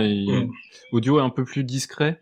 Par contre, c'est une caution peut-être un peu plus sérieuse, mais pas inintéressante de la série finalement. Parce que du coup les deux personnalités sont assez complémentaires, on voit qu'ils s'entendent très bien aussi, hein, c'est pas il est pas complètement écrasé non plus, quoi. Et puis comme il est cuisinier, il lui arrive régulièrement de profiter des produits qu'il a à disposition dans le terroir dans lequel il est pour improviser une petite recette. Et donc du coup c'est l'occasion pour lui aussi de nous livrer des petites anecdotes. Et donc je pensais notamment au homard à l'américaine. Donc j'ai vérifié l'anecdote, elle est pas tout à fait vraie de la façon dont il l'a racontée, mais elle m'a quand même fait rire, donc je vais vous la lire. Donc en gros c'est un cuisinier Pierre Fraisse qui s'était pris une cuite au whisky la veille. Quand 6 Américains se pointent au moment où il allait boucler son service, quoi. Ils veulent manger très rapide. Donc du coup il décide de prendre du homard, de le couper en morceaux et de le préparer à la provençale. Sauf qu'il a devant lui son whisky qui était pas tout à fait fini, et puis il hésite à le picoler finalement, quoi. Et du coup il se dit bon c'est pas une bonne idée, je vais rallumer la chaudière. Donc il verse son whisky directement dans le homard, Puis bah ça accélère un peu la cuisson du homard d'ailleurs. Donc il sert ça aux clients et stupéfait, les mecs lui demandent quelle est cette recette-là. Et il leur dit c'est un homard à l'américaine. Parce que c'était les Américains qui savaient pas quoi leur répondre sur le coup. Donc voilà, c'est une petite anecdote qui m'a fait marrer pendant la série. Alors, j'ai vérifié, elle est pas tout à fait vraie, mais bon, c'est pas grave. Au moins, c'était, enfin, c'est un truc qui m'a amusé quand même. C'est quoi la différence, enfin, avec la vérité? Alors, la vraie anecdote, c'est donc toujours ce même cuistot qui revenait d'Amérique et qui a eu cette idée-là en tant que vraie recette, quoi. C'est une recette à laquelle il a pensé, mais l'histoire de la cuite est pas tout à fait véridique a priori. Non, on va rester sur la première histoire, elle est plus sympa. Ouais, elle est mieux. Et c'est vrai que Laurent Audio, il est plus en retrait, mais tu sens qu'il a aussi une vraie sensibilité du monde. Enfin, il a un côté poète aussi. Enfin, les deux, quand ils échangent, des fois, ils échangent sur des souvenirs d'enfance par rapport à ce qu'ils mangent. Ça leur évoque des goûts, des souvenirs, etc. Et c'est toujours vraiment très cool de les écouter. Ouais, enfin, c'est vraiment top. La complémentarité, comme tu dis, entre les deux. Enfin, c'est vraiment cool. Voilà, c'était tout pour moi. Merci beaucoup. C'était magnifique. Alors, en vrai, juste pour... parce que vous en avez beaucoup parlé de cette émission, j'en ai toujours pas regardé un seul épisode, mais j'ai du mal à me motiver parce que, bah, comme on l'a dit un peu tout à l'heure, j'ai un peu peur du côté beauf de Gérard Depardieu, mais la façon dont vous parlez là, et ben en vrai, j'ai l'impression que c'est beaucoup plus sympa à regarder que ce que vous m'en parlez des fois quand on est dans les bars et que vous êtes un peu bourré. Bah, Mato, moi, le premier épisode qui est en Bretagne, qui est très bon. Juste une question. Juste une question sur quoi on peut trouver la série parce c'est une série Arte. Je pense plus que ce soit disponible et Netflix ne l'a plus non plus. Sur YouTube, elle y est. D'accord. Les 10 épisodes ils sont payants. Ah merde. Mais je crois que c'est, je sais plus. J'ai pas envie de te dire de conneries. Je veux dire entre 15 et 20 balles les 10 épisodes, quoi. Ok. Ouais, par contre, pour tester, ça fait mal. Tu peux les acheter à l'unité aussi. Ok. On enchaîne. Ouais. Bah, on boucle un peu là-dessus. Enfin, on a vu qu'il y avait donc une multitude de façons de parler de la bouffe dans la pop culture. Je sais pas, d'autres choses dont on n'aurait pas parlé, des trucs qui vous ont marqué. Moi, je pense à deux choses. Il y a un film que j'ai vu il y a pas si longtemps que ça, que j'ai trouvé épouvantable, qui s'appelle Julie et Julia, Julia et Julie, de 2000. Ah oui, sur la vie de la chef, de la cuistot américaine. C'est Meryl Streep qui reprend la vie je sais plus, qui est super connue, qui faisait des livres de cuisine aux États-Unis, qui leur donnait accès à la cuisine française. Alors c'est pas l'histoire qui m'a posé problème, c'est vraiment la réalisation du film qui est excessivement énervante. C'est très bruyant en fait. C'est du bruit pendant 2 heures. C'est visiblement une chef américaine qui était très bavarde et du coup ils la font parler pendant 2 heures. Meryl Streep parle pendant 2 heures en permanence. En permanence. Elle est exubérante et c'est ultra chiant. Voilà. Et sinon je pense à un autre film assez récent pour le coup qui est pas un grand film mais qui est plutôt cool qui s'appelle Chef. Ah. Voilà, et ça je savais que ça allait te parler puisque c'est Jon Favreau qui réalise et qui joue dans le film. Et qui a pris des cours de cuisine. D'ailleurs, c'est toi qui m'en avais parlé, je crois, Angelo. Il a pris des cours de cuisine pour la réalisation de ce film. Mais en fait, il interprète un chef américain un peu déchu qui du coup va se retrouver à monter un food truck et à réinventer la cuisine du sud de l'Amérique un peu. C'est un road movie, c'est ça, c'est un chef déchu qui se fait poutrer par la critique, un chef de Los Angeles, et du coup il décide de tout plaquer, de faire un food truck. Il part de Miami avec son gamin, et en fait c'est pas anodin qu'il part de Miami parce que il va faire une cuisine hybride qui justement lie la cuisine américaine à la cuisine caribéenne. Donc il fait des sauces sucrées à base de jus d'orange, etc. qu'il va faire mariner avec de la viande. Enfin c'est une tuerie. C'est une putain de tuerie ce film. C'est un film indépendant, ce qui est marrant pour Jon Favreau. Et très vite, suite à ce film, il a fait une série sur Netflix en 4 saisons où du coup avec son pote, ce que j'allais dire. Son pote cuistot, du coup qui en fait le film c'est un peu la vie de son pote cuistot. Ils font des recettes ensemble qui sont du street food en fait, donc ils prennent des ingrédients industriels et ils font de la cuisine qui est vraiment généreuse, qui est cool à voir. Et ce qui est intéressant, c'est qu'un mec comme, enfin c'est pour ça que j'en parle, c'est qu'un mec comme Jon Favreau, récemment, c'est le Mandalorian par exemple. C'est la dernière adaptation aussi.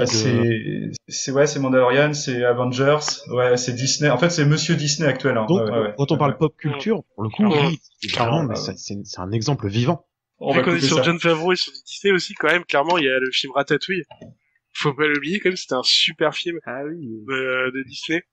Et même, du coup, Gastronomique, dans sa préface, il en parle lui-même, quand il fait il en parle, et parce qu'en plus, le personnage principal parle toujours moi, ce que je veux, c'est partager ma cuisine et tout, machin, et on revient là-dessus et tout, et on retrouve toutes les valeurs du cuisinier, et aussi le côté, on va voir le côté, tu sais, la gastronomie, dans QG de Taras, là, avec le mec qui vient tester ta bouffe, non, mais si, c'est vrai, c'est vraiment ça. Parce que, non, mais il y a un côté, tu sais, genre, si t'es pas chef étoilé, ou alors, machin, t'es une merde, un peu, et tous les trucs un peu comme ça. Enfin, c'est un peu ce qu'on a comme image, de loin, ouais, c'est pas vrai. Bon, c'était vraiment cool. Ouais, donc, gastronomie, c'est sûr qu'on pourra en parler de façon toute l'année. Il y a des exemples on pourrait parler aussi du cinéma de Scorsese, hein. Il y a beaucoup qui tourne beaucoup autour de la bouffe italienne, hein. C'est vrai. C'est ce que je disais tout à l'heure, la bouffe, en fait, elle est partout dans la pop culture, justement, parce que ça ancre les trucs dans le réel, quoi. Dans les Sopranos, énormément de scènes qui sont parfois cruciales se passent autour d'une table. Non, mais les gars, on sait très bien qu'on fera la partie gangster, mafia, et vous pourrez en parler. J'ai envie d'en parler, Sopranos. Le problème des Sopranos. Les mecs, ils ont pris le contrôle de l'émission, ça se barre en couille, quoi. Allez, on change de thème. Allez, on fait une anthologie des 86 épisodes dans la gastronomie. C'est parti. Jérémy, on voudrait pas que tu restes sur ta faim. Bah oui, la pastille. Oui. C'est toi qui es chargé de nous faire une petite pastille. Putain, personne n'a relevé le jeu de mots de Pedro, quoi. Merci Maurice. Qui me fait le petit générique, là. And now for something completely different. Juger les gens sur leur religion, c'est mal. Sur leur couleur de leur peau, sur leurs origines sociales ou sur leur nationalité, c'est mal. À l'occasion, je vous mettrai un petit coup de polish. On n'est pas bien là à sucer des pastilles Vichy, Jack. C'est moi qui m'y colle pour la pastille. Donc du coup, un sujet totalement différent. Donc à l'occasion du succès de la mission SpaceX Crew Run, qui a eu lieu en tout début de semaine, là. Donc pour rappel, c'est le premier vol habité à destination de l'ISS du nouveau vaisseau spatial de la NASA, le Dragon 2 ou le Crew Dragon. Donc propulsé par fusée Falcon 9. Donc un lanceur réutilisable, dans lequel notre Thomas Pesquet national prendra place lors de la prochaine mission. Bref, à l'occasion de ce lancement, j'ai décidé de vous parler de ce que nous apprend la pop culture sur l'espace, c'est-à-dire du gros bullshit. Ouais, tout simplement. Oh, bah oui. Et du coup, j'ai décidé de débunker quelques idées reçues. Les fake news de la pop culture. Alors je pense qu'en tant que bande de geeks, pour la plupart, vous allez être bien au fait de ce que je vais dire, mais peut-être pas les auditeurs, ou peut-être même que vous allez apprendre quelque chose. Quels auditeurs? Donc il y a Michel là au bout de la rue. Là, mon cousin, ta sœur, voilà. Et voilà. Même la femme de Jérémy a arrêté de nous écouter. Ah, peut-être que même les enfants ils vont être infos. Je pense que j'ai déjà une de tes infos, j'espère qu'elle y sera quand même. Ah bah déjà on va commencer par un truc simple. Donc le son dans l'espace. Ah, exactement ce que je pensais. Parce que voilà tout ça voilà c'est le classique. T'as Star Wars, les explosions, enfin voilà tous les films avec des batailles spatiales, avec des piou-piou dans l'espace. C'est pas possible. Bah les non, gars, c'est pas possible. Moi, c'est les princesses Leia dans l'espace qui me posent problème. Attends, je vais y venir. Merde, oui. Déjà, rien que les bruits et les explosions, donc voilà, tout simplement, c'est pas possible. Parce que le son, c'est une vibration de l'air. Il y a pas d'air dans l'espace, donc il y a pas de son. Il y a pas d'air, donc il y a pas de feu, donc il y a pas d'explosion non plus. Donc voilà, les batailles spatiales, c'est non. Alors, à la limite, dans Gravity, c'est plutôt bien illustré. Alors, c'est pas une bataille, mais c'est une espèce d'explosion. T'as la navette spatiale qui se prend des débris et qui explose dans tous les sens. Il y a pas de son. C'est très spectaculaire, alors qu'il y a pas de feu. Voilà, on peut faire du spectaculaire sans faire du piou-piou laser. Même si je kiffe Star Wars quand même, mais voilà, c'est pas réaliste. Parce que tout simplement, il n'y a pas grand-chose dans l'espace. Mais parfois, il y a des choses dans l'espace. Il y a par exemple des champs d'astéroïdes. Donc les champs d'astéroïdes. Et à chaque fois dans les films, c'est quelque chose de très dangereux. Attention, nous allons traverser un champ d'astéroïdes. Accrochez-vous, on va faire des pirouettes, des loopings. Eh bien, tout simplement, ça c'est non, parce que les astéroïdes sont séparés de plusieurs kilomètres. Et quand je dis plusieurs kilomètres, c'est plusieurs millions. Hein. Donc je prends un exemple dans la ceinture principale d'astéroïdes de notre système solaire. Donc situé entre Mars et Jupiter. L'intervalle entre deux roches est d'au moins 1 million de kilomètres, soit plus de 2 fois la distance Terre-Lune. Donc en gros, si tu te poses sur un astéroïde, tu ne vois pas celui qui est le plus proche. Le plus proche, tu ne le vois même pas, il est trop loin, il est trop petit. Donc et puis tout simplement, t'as la NASA qui a donné des données là-dessus. Si une sonde devait traverser une ceinture d'astéroïdes, ce qui a déjà eu lieu d'ailleurs, il y aurait une chance sur 1 milliard d'y avoir une collision. Oh la vache, ouais. Donc voilà, les sondes elles peuvent traverser tranquille, le risque. On se fout de nous complètement. Le risque est très faible. On se fout. Mais c'est spectaculaire. C'est spectaculaire, d'autant plus que parfois ces gros cailloux, ils tombent sur Terre. Et c'est des putains de boules de feu qui défoncent tout. C'est tout simplement des pluies de boules de feu dans les films. Je crois c'est dans Armageddon, là, une des toutes premières scènes. Enfin, en tout cas au début du film, il y a une pluie de météorites. Ça explose dans tous les sens. Il y a le feu. C'est des cailloux ardents. Et tout simplement, déjà les météorites qui descendent dans l'atmosphère. La plupart sont désintégrées avant d'arriver sur Terre. Et si toutefois elles sont suffisamment grosses, donc oui, elles vont prendre feu plus précisément, c'est l'air qui entoure ces météorites qui va être soumise à une forte pression et du coup qui va chauffer. Mais ça va pas suffire à chauffer un pauvre caillou qui a passé des millions d'années dans l'espace. Donc non, ça ne fume pas une météorite quand ça atterrit. D'autant plus que le contour qui a peut-être un peu chauffé, il va éclater à l'atterrissage. Donc non, ça aussi pas possible. Il faut un truc à boire. Juste. J'ai plus rien à boire là-bas. Sérieux. Il me reste une petite bouteille. Il boit sa salière, il est con quoi. Dans les films, quand ils parlent de sang d'astéroïdes, à mon avis, ils ont l'image des anneaux de Saturne, je sais pas quoi, en gros, où tu sais, ça a l'air d'être un peu plus, genre, massif et que... Ça a l'air. Mais c'est pas des astéroïdes.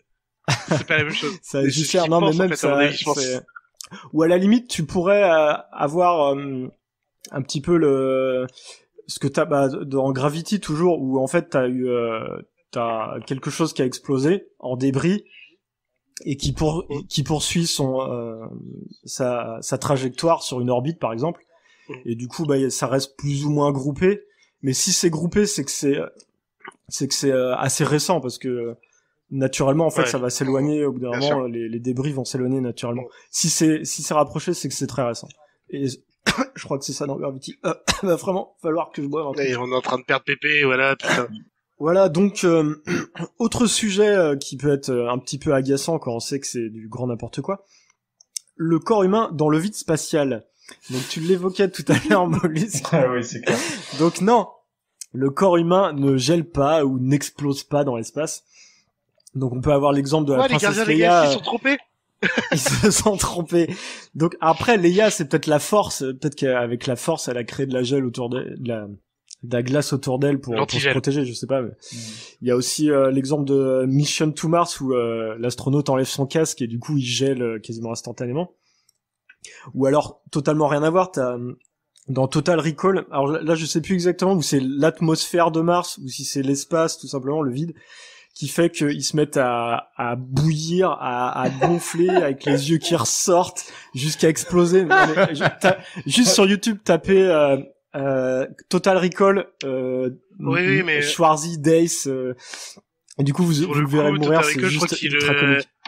Là, c'est pas l'espace, mais pour le coup, c'est l'atmosphère de Mars qui ont dit, ça faisait ça. Ouais, mais c'est, enfin, même ça, c'est pas possible. Vrai, mais c'est l'atmosphère de Mars, pour le coup. La vérité sur, et ça te fait 300 aussi. Mais alors, la vérité, c'est, et Doom, c'est vrai ou? À Doom, par contre, c'est vrai. Ah oui, tout ce qui est dans Doom, c'est vrai. Et justement, dans Doom, on ne gèle pas, on n'explose pas. On explose le reste. Un coup de fusil dans la gueule. C'est tout le reste qu'on explose. Alors pourquoi on ne gèle pas? Tout simplement parce que l'air n'est pas froid, puisqu'il n'y a pas d'air, donc pas de conduction, donc pas de froid. On n'explose pas, on gonfle un peu à la limite, Mais ça va, c'est cool parce que la différence de pression avec celle qu'on a l'habitude d'avoir sur Terre, elle est pas énorme et le corps est bien fait, donc il contient bien. Et on ne rentre pas en ébullition. Notre sang est tranquillement à l'abri dans notre corps. Donc, ça n'a aucun sens. Il y a Pedro qui vient de nous montrer une image. Allez voir Schwarzenegger dans Total Recall. Mais du coup, non, par contre, cependant, si notre sang ou notre salive est exposé au vide, là, ça va bouillir. Pardon? Est-ce qu'il y a une température dans l'espace? Pas, en fait, vraiment. On peut pas vraiment mettre de température, en fait. Alors je t'avoue que du coup pour le sujet je me suis posé la question. Bah je pense que si, il doit faire froid quand même. Et c'est compliqué en fait parce que tu peux pas parler de température vu que c'est du vide en fait. C'est bien ce que je me disais. Et pour une température ça va être le mouvement des particules. Ouais. Après l'espace n'est pas totalement vide mais c'est compliqué. Ça prendrait toute une chronique d'expliquer la température dans l'espace. Bah c'est pas ce que tu fais. Peut-être que Jamie le ferait peut-être beaucoup mieux que moi. Mais... Non, je ne vais pas faire que ça, j'enchaîne. Ah non.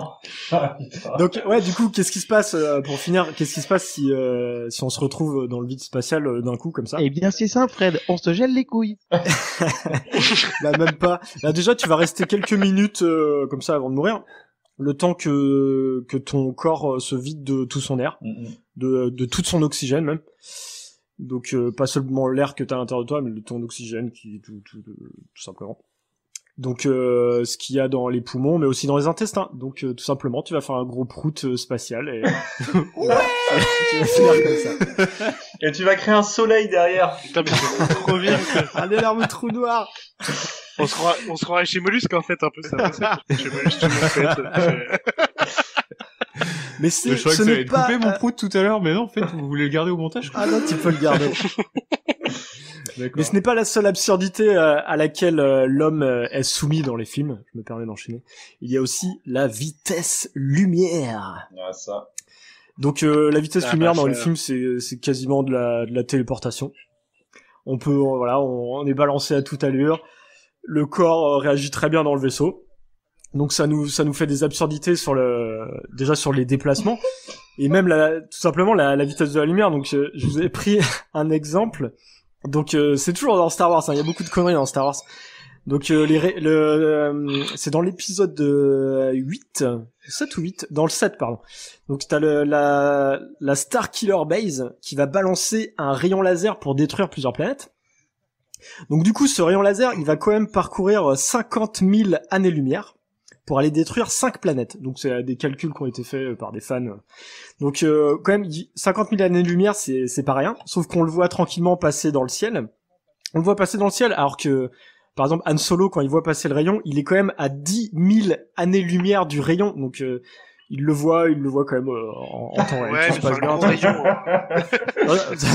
C'est un très grand rayon et après voilà, c'est Star Wars, ils ont le droit. Quand même, on va rappeler que la célérité de la lumière dans le vide, c'est 300 000 km/s. Ouais. Donc ça a l'air impressionnant, mais en fait, pas tant que ça, parce que du coup, une année-lumière, donc le temps que la lumière met pour parcourir... Merde, je me suis paumé dans mes calculs.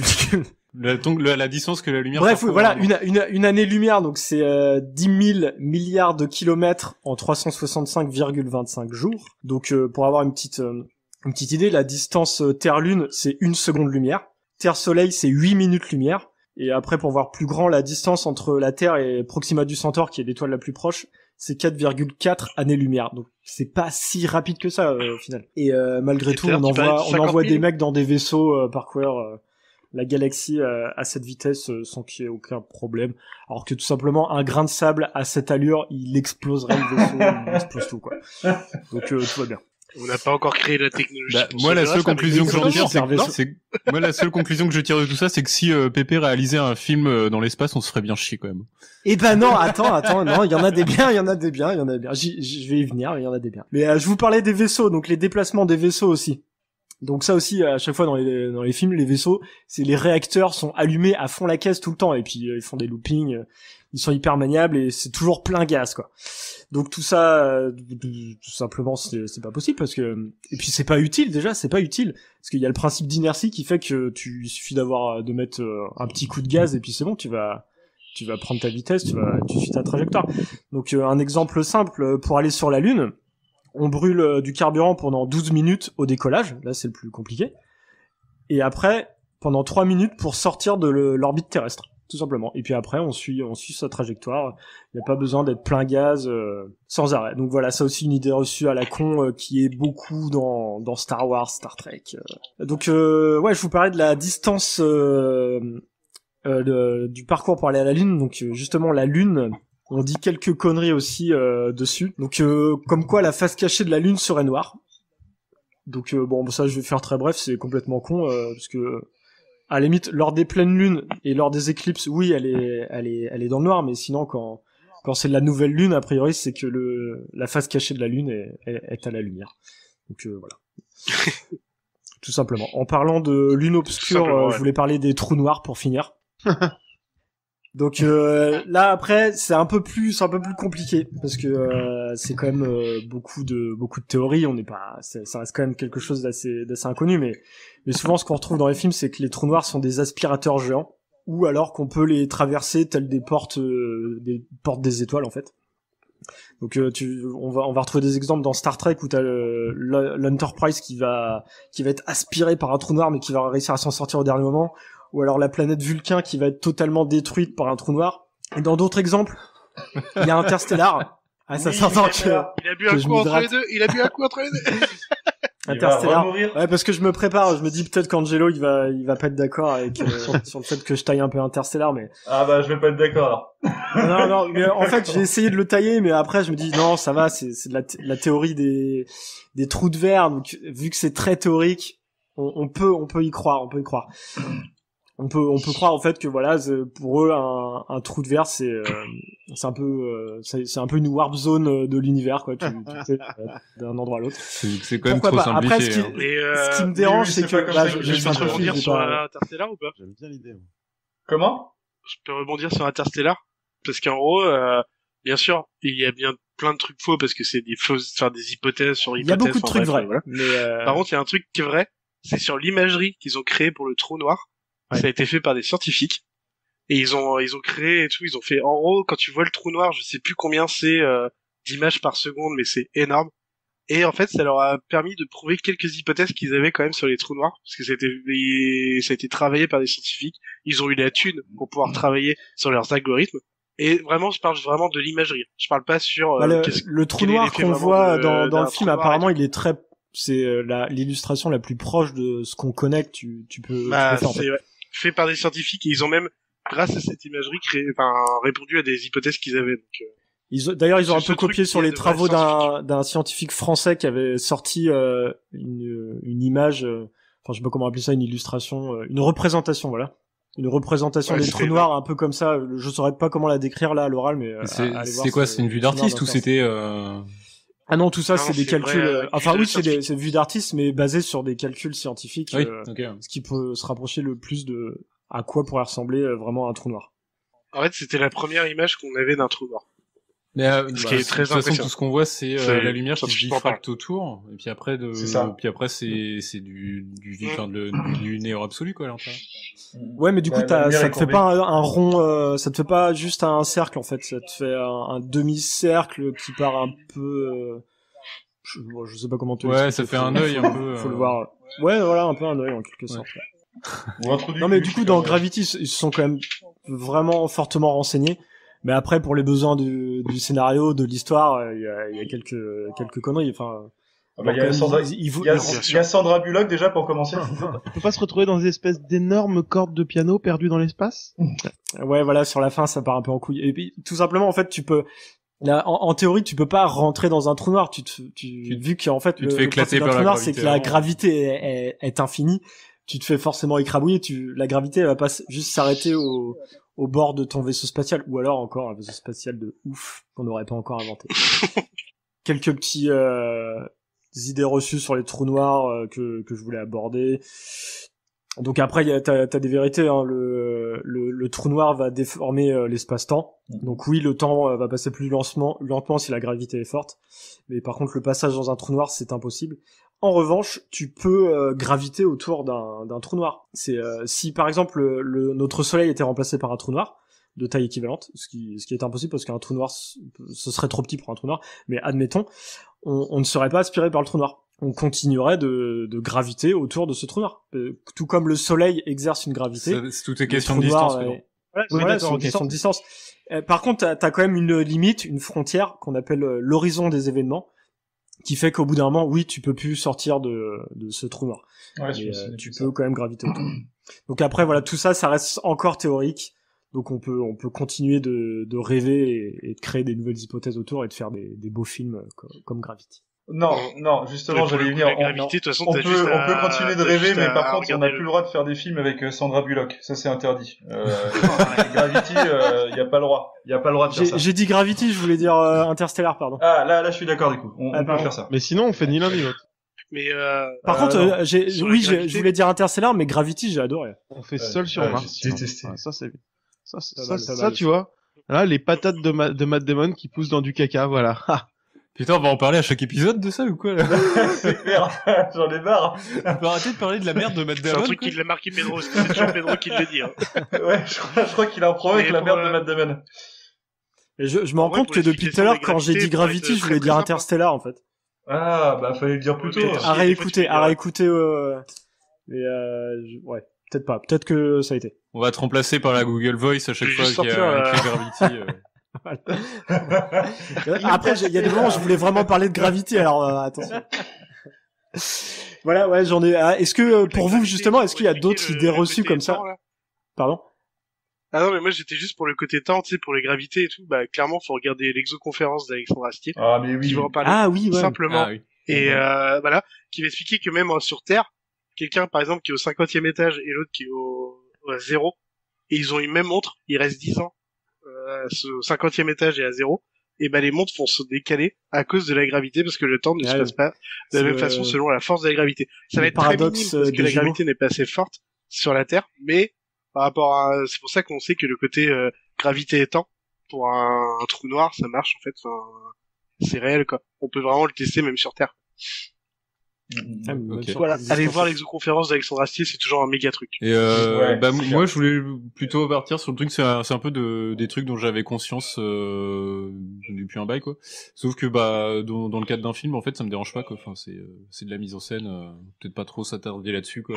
Donc c'est toujours intéressant de le noter pour faire le kékos quoi, pour se marrer quoi. Mais en soi ça dépend. Mais en soi tu vois là. Parfois ça peut être dérangeant quand c'est vraiment du grand n'importe quoi. Ouais mais quand t'es dans Star Wars par exemple, il y a pas de son dans l'espace, ça péter le rythme du film. Oui, bah là, forcément, tu l'admets. Faut quand même mettre en contexte par contre, et faire un peu preuve de suspension d'incrédulité. Mais après, moi, je chie pas sur les films qui font du grand n'importe quoi scientifique. Oui, j'ai compris. Mais c'est juste que c'est des idées reçues. Après, les gens peuvent croire que, oui, il y a du son dans l'espace. Enfin voilà, c'est de la désinformation quelque part, donc faut quand même être curieux d'aller vérifier tout ça. Mais ça empêche pas d'apprécier un film. Ouais, enfin bon, on nous montre que les planètes sont rondes dans les films, donc à un moment donné, la désinformation, au point on en est. Ah putain. Mais oui, normalement c'est de toute façon, dans Star Wars, si elles sont rondes, c'est que c'est faux. Donc. Ah, c'est ça. Putain, j'ai jeté un froid avec mes théories du complot, là. C'est un bon sujet, Pépé. J'ai bien aimé. Donc on sait que les terres sont plates, enfin, n'importe quelle planète est plate. On peut faire des explosions dans l'espace. Mais c'est vrai que c'est bizarre, les planètes plates, c'est très peu exploité dans les films de science-fiction, enfin de fantasy plutôt. Dans les films de fantasy, c'est très peu exploité, c'est dommage. Vas-y, on monte un truc, on fait un truc. Ouais. Ah ouais. Parce que à part, tu vois, le Disco World de Pratchett, ouais, voilà, à part le Disque Monde, je vois pas d'autres films qui mettent des terres plates. Sauf que là, en plus, faut rajouter une tortue et des éléphants, quoi, donc ça devient le bordel. T'as le zoo, en plus, en dessous de la planète, quoi. Il y a eu un film Discworld. Il y a Halo, quand même. Halo, c'est un double téléfilm. Ah bon? Pardon? Bah, dans le monde de Halo, en fait, c'est un Halo qui est gigantesque, mais le Halo est plat, en fait. Ok, non, mais... Ok, je savais pas. J'ai jamais joué. Mais ouais, c'était un cool sujet. Merci. Et si on passait pas aux recommandations pour finir tout ça? Mais si, merci beaucoup. Oui, je me demandais, je savais plus c'était quoi la suite. Merci beaucoup, Pépé. Les recommandations. Et du coup, bien aimé, Pépé. Donc, c'était vraiment cool de pouvoir aborder tout ça, même malgré la distance. C'est bien qu'on ait pu tous avoir une bonne petite connexion ce soir pour pouvoir faire tout ça. On va tous repartir à à nos activités habituelles. Mais avant ça, est-ce que vous avez des choses à recommander un peu aux gens que vous avez vus récemment, des trucs que vous avez kiffé, que vous voulez lire, faire goûter, faire découvrir? Molu? Non, vas-y, j'allais y aller, mais... en fait, c'est sorti hier. Attends, je sais pas si on voit rien. Vous le voyez pas à cause de mon trucage caméra. Bah oui, t'as à cause de ta copine. Attends, je l'enlève. Ouais. Mais tu peux quand même dire le nom entre les deux. Voilà, Oh la vache, il est dans son salon depuis le début. En fait, et oui, j'étais pas vraiment à la plage. Et donc en fait, c'est les recettes des films Ghibli. Donc c'est sorti hier. Et je l'ai commandé pour mes frangines et j'en ai pris un pour ma gueule évidemment quoi. Et donc ça reprend des recettes des films Ghibli. Donc il y a alors attends, je vais vous faire regarder ce qu'il y a. Je l'ai feuilleté que très rapidement. On a le bento de Totoro, les Hokkaidu, je sais pas ce que c'est. Il y a des ragoûts aussi de Mononoke. Enfin bref, voilà, ça rejoint un petit peu ce que t'as présenté, Charlie, finalement du Gastrono Geek, mais là c'est vraiment Ghibli qui l'a sorti quoi. Donc voilà, ça me faisait bien envie. On va bien manger cet hiver quand vous allez nous inviter, Charlie. Non, parce qu'on sera déconfinés qu'en juin, mon ami. Merde. Peut-être pas que je le dise, quoi. Entraînez-vous sur les salades fraîcheurs. C'est ça. Ok, Charlie. Ouais, moi j'ai un truc, en fait que j'ai re-regardé plutôt. Mais par hasard, je suis tombé sur une interview de Adrien Méniel qui en a reparlé, ça m'a redonné envie de regarder. C'est Eleanor Cost qui a fait une série de vidéos qui s'appelle Genre Humaine. C'est que des plans séquences de environ 5 minutes à chaque fois, qui sont vachement intéressantes, Genre Humaine. Et franchement, c'est assez cool. C'est très drôle. Il faut savoir qu'Eleanor Cost, moi je la trouve excusez-moi, je la trouve très très drôle. Sa dernière vidéo, une de ses dernières vidéos Instagram, c'est un medley de toutes les vidéos qu'elle a pris avec sa famille et ses amis, où elle pète, et il y a juste les réactions de ses amis et sa famille. Cette meuf est très drôle. Et non mais Genre Humaine, c'est vraiment super sympa. Je crois que c'est une dizaine de vidéos, il y a 2 saisons, et c'est vraiment des plans séquences à regarder, et ça très philosophique, mais en fait ça parle un peu de la vie généralement. C'est vraiment super agréable à regarder.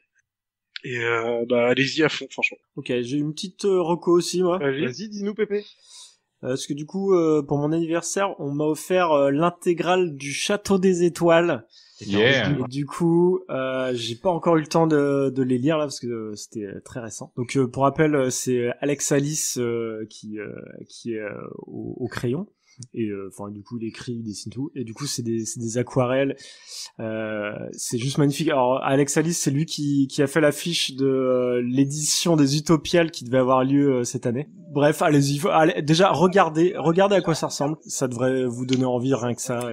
Mais c'est bien ceux que t'avais en format journal. Ouais, voilà, en fait moi j'avais le format gazette, c'est des petites gazettes, et en fait ce qui m'agaçait, c'est que oui, t'avais des grandes pages, mais du coup c'était plié en deux, et moi j'aime bien avoir une belle page bien lisse. Et là, en fait, dans la bibliothèque, ça s'abîmait, c'était crapide, donc j'ai tout revendu, et du coup là, j'avais prévu de les racheter. Et j'ai été pris de court, ma femme me les a tous offerts d'un coup, donc c'est cool. Sacrée bonne femme. Sacrée bonne femme. Merci ma chérie. Oh, c'est trop mignon. Angelo, ce soir c'est pété. J'hésite à vous parler de ce que je lis en ce moment parce que vu qu'on tôt ou tard on va faire un thème sur la fantasy, je risque de le développer beaucoup plus en profondeur, mais en ce moment je suis sur le dernier volume des Sentiers des Astres de Stéphane Plateau, qui est la fin de la trilogie des Sentiers des Astres, et qui est magnifique. Il a une prose, c'est un historien à la base qui arrive à mêler la mythologie indienne et scandinave pour faire un monde unique et une quête des origines, alors que une troupe de mercenaires remonte le fleuve, donc ça fait penser au Cœur des Ténèbres de Conrad aussi. L'exploration de la nature humaine et de la sauvagerie, enfin c'est très très complexe et riche et compliqué de vous dire ça en 2 minutes. Donc voilà, j'en dirai pas plus, mais si vous êtes fan de fantasy francophone et que voilà, vous êtes sensible aux belles lettres, allez-y, c'est une sacrée baffe dans la gueule. Ok, voilà. Tu peux me redire le nom? Les Sentiers des Astres. Ok. Et toi, Pedro? Eh ben moi, j'ai commencé il y a 2 jours une série Netflix, une petite série, une mini-série en 7 épisodes et j'en suis au 5e là, qui s'appelle le jeu de la dame. Ouais, le jeu de la dame, et c'est vraiment vraiment génial. Tout le monde en parle. Je voyais tout le monde en parler, donc je me suis dit, on voit plein de pubs là-dessus. Qu'est-ce que j'y vais pas. Parce que tu vois, quand tout le monde parle d'un truc, t'as deux possibilités. Soit tu tombes sur Narcos, et tu fais, ouais, putain, c'est vraiment cool. Soit tu tombes sur la Casa des Papel, quoi, tu vois. Ou oui, en fait, ça fait un gros tube mondial, mais si tu creuses un peu, c'est pas top, quoi. Et là, c'est en fait si, c'est carrément cool. Je dirais même que c'est d'un niveau rarement atteint sur Netflix, pas loin de The Crown en termes de réalisation. Et pour faire peut-être un parallèle, je dirais que c'est à Netflix ce que Tchernobyl a été à OCS l'année dernière. Voilà. D'accord. En gros.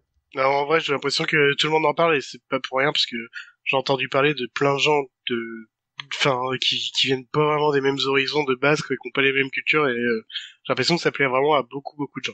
Ouais, ça fait l'unanimité parce que ça traite de pas mal de sujets plutôt bien, en étant bien réalisé. Donc en fait, que le sujet t'intéresse ou pas, rien que l'objet en lui-même est plutôt cool à regarder. Si en plus le sujet t'intéresse, alors là c'est banco quoi. Mais ça quand même pas. Ça parle essentiellement d'échecs. Ça parle des échecs pour info. Ouais.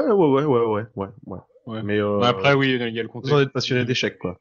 Et ça vaut le coup. Ça vaut le coup que tu t'y attelles un petit peu, que tu regardes. Après, si au bout de 2-3 épisodes tu trouves pas ton compte, ça sert à rien d'insister.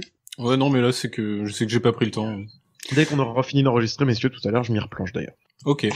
Je vais mettre ça dans ma wishlist. Et c'est un bel épisode quand même. C'était plutôt cool, malgré la distance qu'on a réussi à faire un petit enregistrement, c'était plutôt sympa, moi ça m'a fait plaisir de vous. Ouais. Bah ouais, c'était cool. Ouais, pareil. Ça fait du bien. J'étais assez mal installé, mais je m'installerai mieux la prochaine fois. Parce que là, le tapis de jeu, c'est pas ouf. Surtout qu'avec ton grand âge, voilà. J'avoue que le plug anal dans le cul pendant 2 heures, ça fait du mal. Depuis, j'ai passé un cap, là, j'ai un peu de mal à rester assis par terre. Bien, messieurs, c'était vraiment un grand plaisir. On se retrouve le mois prochain avec un nouveau sujet. Ouais, avec plaisir. Ciao. Allez, bisous à tous. Salut. Ciao.